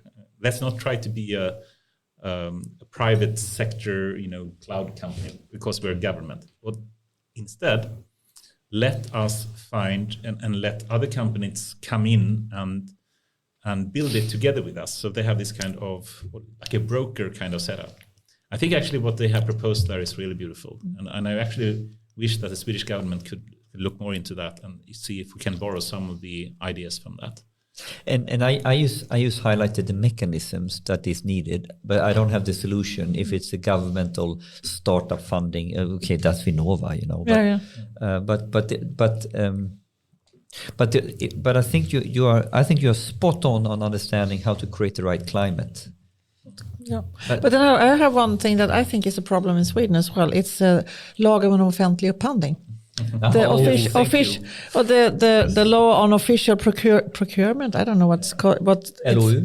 Yeah, it's crazy, and that's something that they brought up at KTH Innovation as well, and where some of the startups had AI applications for the public sector, and they were like, "There's no way for them to get to get in." And I think there's a lot of money in public sectors and a lot of problems to be solved, and a lot of processes to be that could be more effective.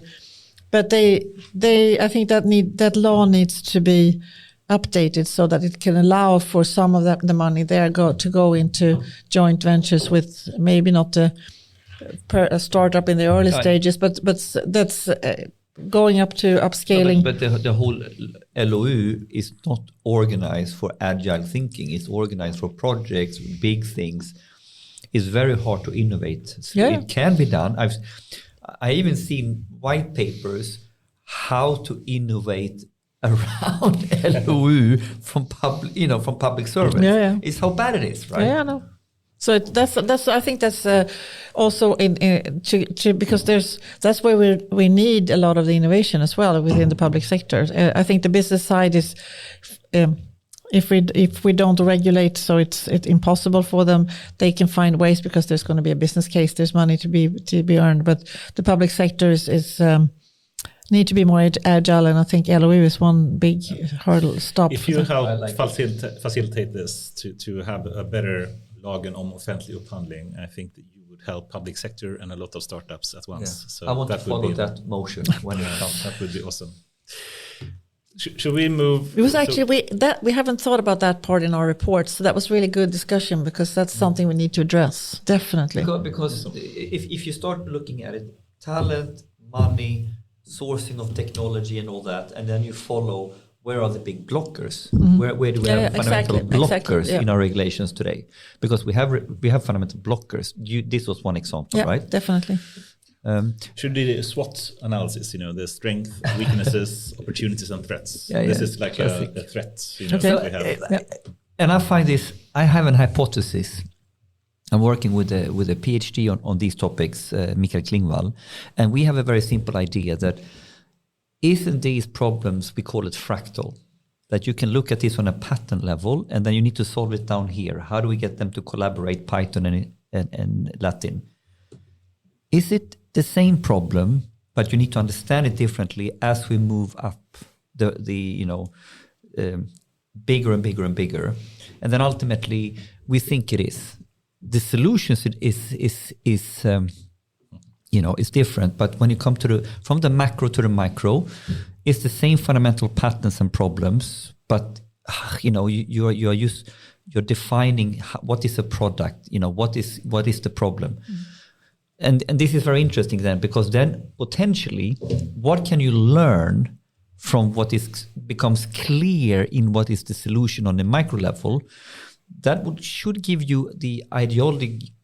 Fundamental ideas on things which direction we need to go. So our policy we make up here needs to support these patterns. Yeah. So if it's fractal, it's ways to actually see through see the wood for all the trees. To see through this. I think it is. Anyway. Oh, yeah. Sorry. Awesome. And time is over 2 hours now, and we want to come closer. And I was scared that we wouldn't be able to talk for 2 hours. No. We haven't even. I'm just trying to prioritize here when the most important questions. We have so many that we will not be able to cover. But you mentioned the pause, the moratorium on AI, the thing that Elon Musk, Max Tegmark, and others mentioned. And let me do a quick intro on this as well, because some people argue that the progress in AI, especially, is exponential, meaning I mean, it's been around for 70 years, more or less, but it's going, super, super slow, and suddenly it's exploding. It's actually been exploding in research for quite some time, in many years, and especially since 2012 and forward, I would say, with deep learning, etc. But now it's been exploding as well with generative AI in the last 2 years, and then the last 1 year or half a year since November, I guess, since ChatGPT, when the media and non-research people also saw the awesome potential that we're seeing, and the free service that allowed anyone, even non-technical people, to be able to try it out and see what actually can be done. Now, I guess you mentioned the pause of AI.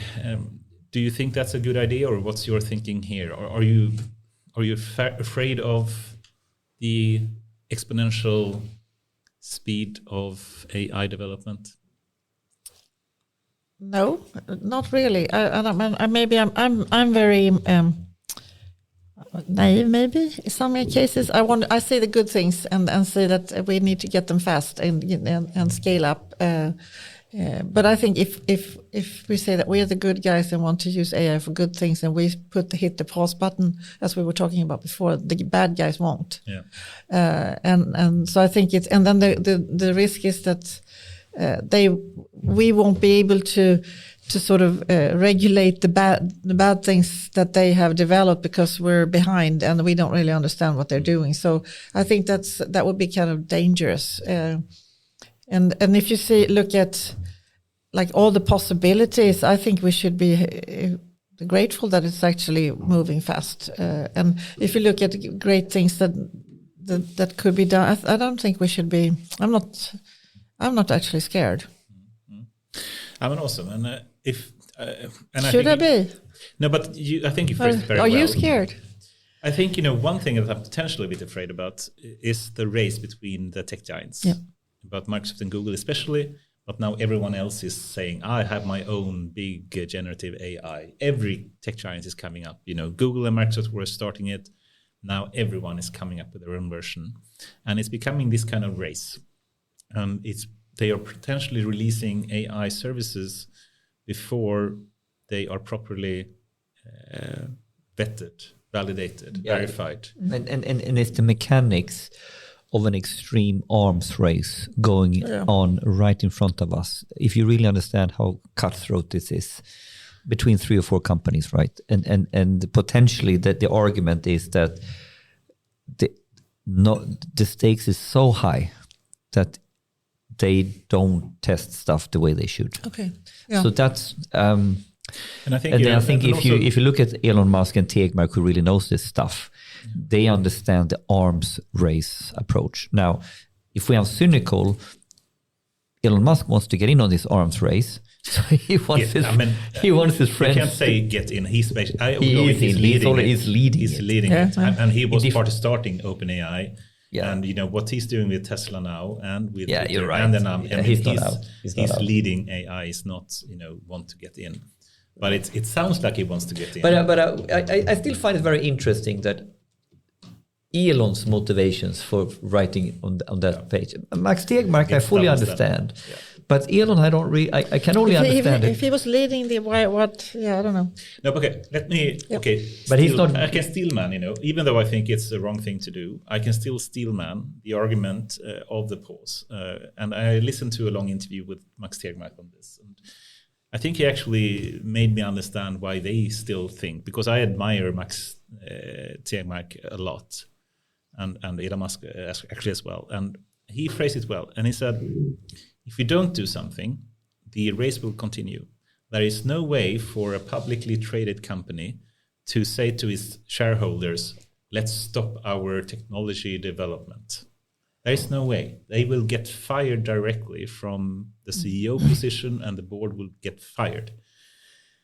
So it's super hard for a company. And usually the leaders and the founders have really good intentions. They don't want harm for people, consumers, the society, but they will get fired if they don't do whatever they can to maximize the profit of the shareholders.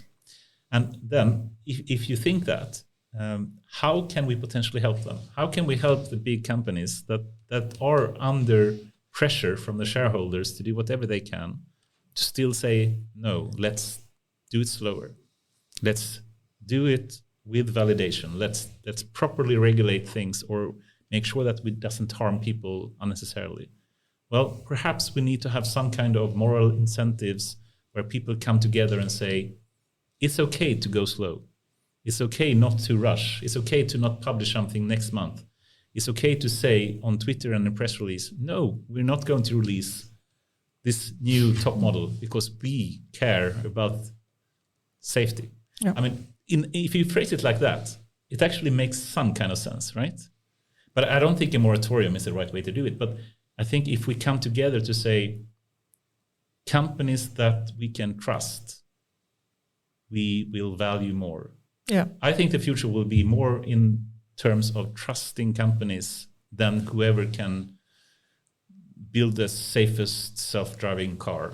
It's if you trust the company that will matter. So yeah, but ultimately now you still manage so good, so you almost convinced me. By the way, exactly. What do you think yourself? Because it is a really to put something on pause. I mean, and pause is not the right term, but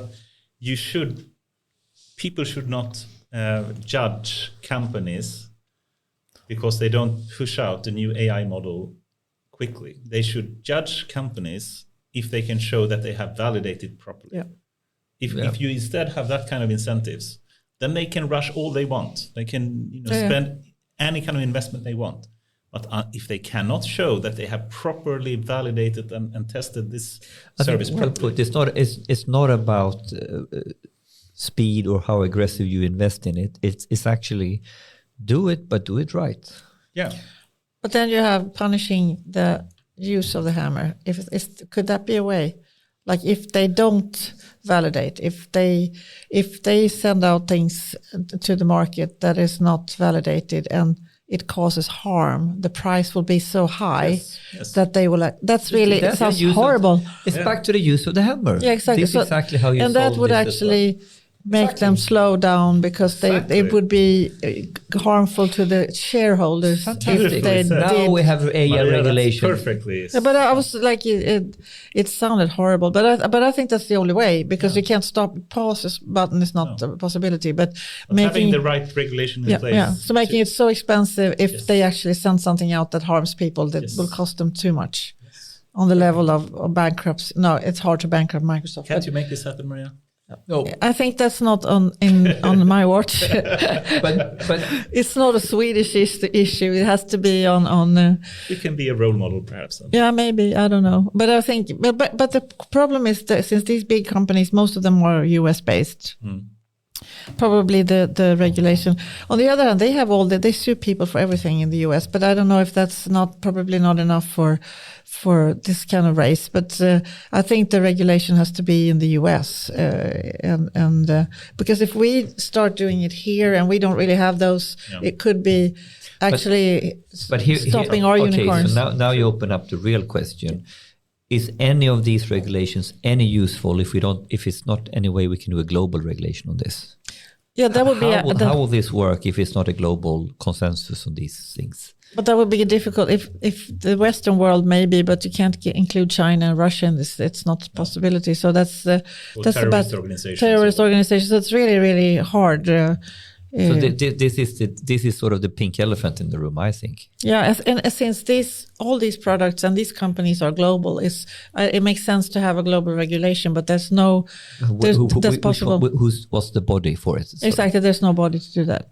No. But technology can also be used to prevent and create safety. So perhaps if we just invest also in safety against abuses, against propaganda, against autonomous weapons, then perhaps we can still have the right development, even though some other people don't care about the human-centered way, if you call it that.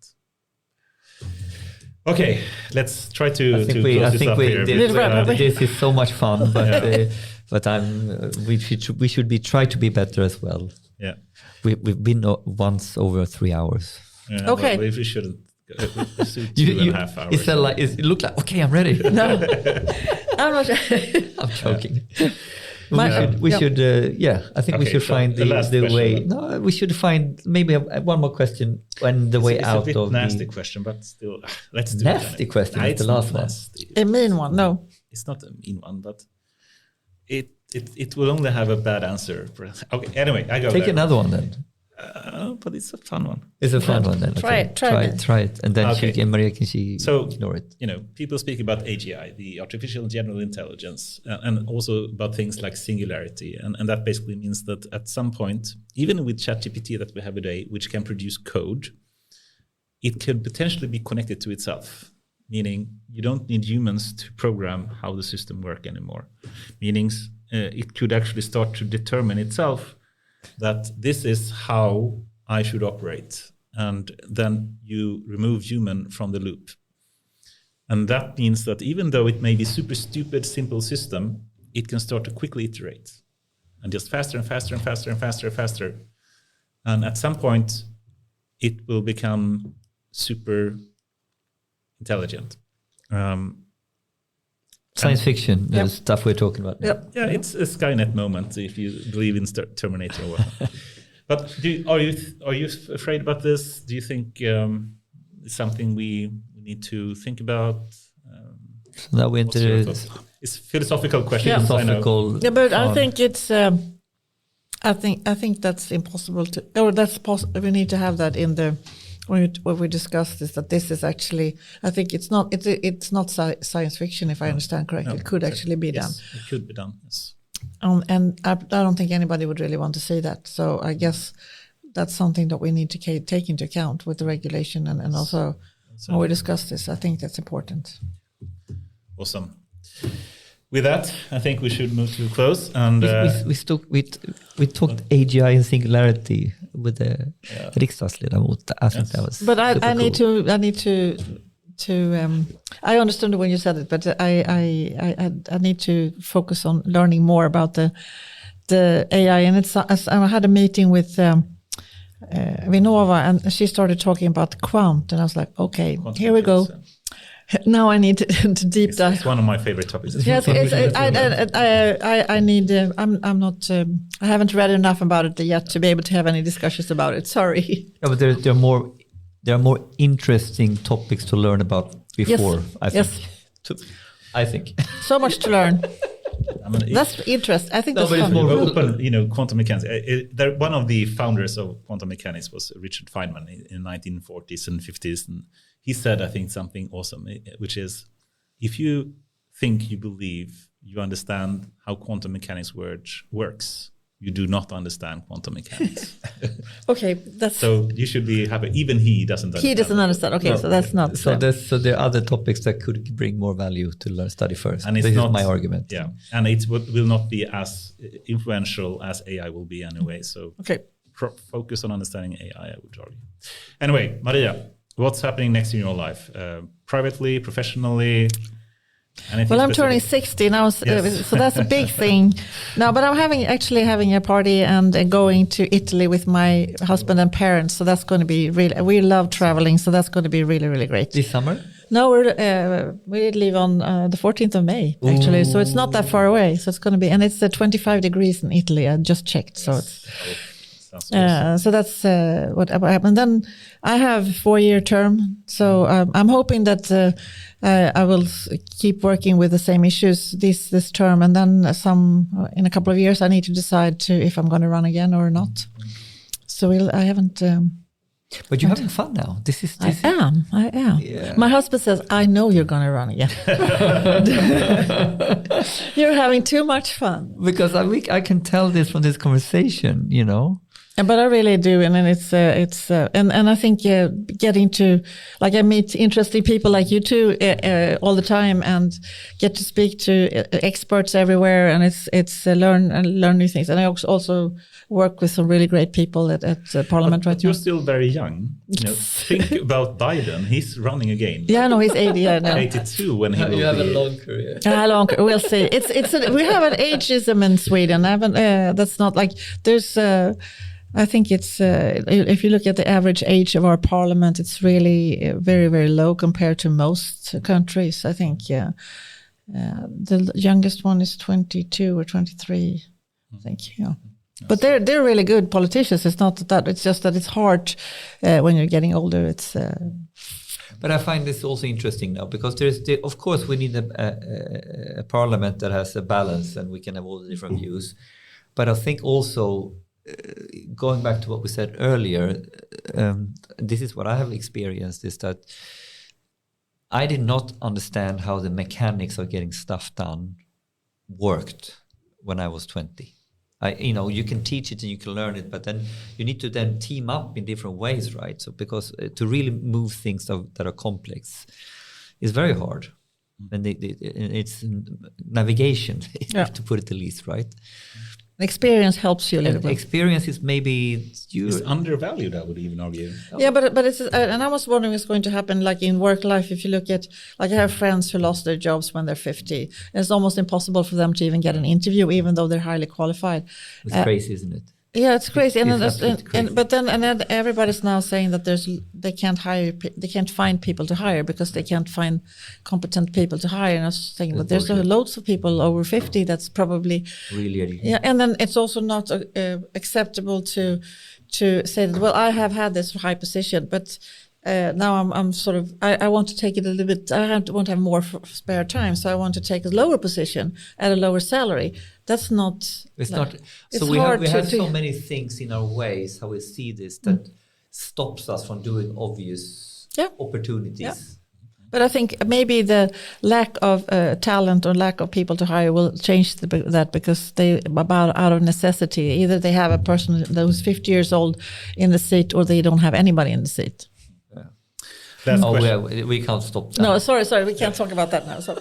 Last question, Maria. Is there anyone that you would recommend to this podcast? Someone that you would like for us to interrogate or speak to, that you would like to listen to? And can I add to this? Help us to build a better opinion and a storyline and momentum around this by passing forward. We would really appreciate it to find introductions. Yeah. So because we have found overall a long format conversation can be very educational in many ways, or inspiring, and we are learning, and we want to better understand the real the real political the parliament. I think is the key here. Yeah. Not all the different departments. Yes, but even here how it works. Yeah, but I was back to the educators. Do you have to just? I could probably see if I can find like a teacher who could talk about the possibilities. Ooh. Teacher, that we can talk digitalization, data, and AI with, who can inspire us. Yeah, but I was thinking. I'm not. I need to see. I know a lot of the teachers in Sollentuna who did a lot of good jobs with digitalization as that, but I have no idea how much they've talked about or used AI. But and maybe their views on like ChatGPT. That's such a big debate about. I think that would be kind of interesting to talk about the possibilities with digitalization and AI in schools. Digitalization is a good starting point, but of course. Yeah, and then also because I think that's the narrative needs to change so that people see that there's actually real possibilities for kids to actually perform better and learn more and what they need to. Yeah. Maria, it's been a true pleasure to have you here. Thank you so much. I hope you will stay on for a short while. I know you have to head home as well, but we'd love to have some after work discussions as well off camera. So thank you very much for coming here. It's been a true pleasure. Thank you so much for having me. This has been really inspiring. It was really fun. Yeah, it was really fun. And 2 hours went really fast. 2.5 hours. 2.5 hours? Wow. 2.5. Wow. Thank you again. Thank you.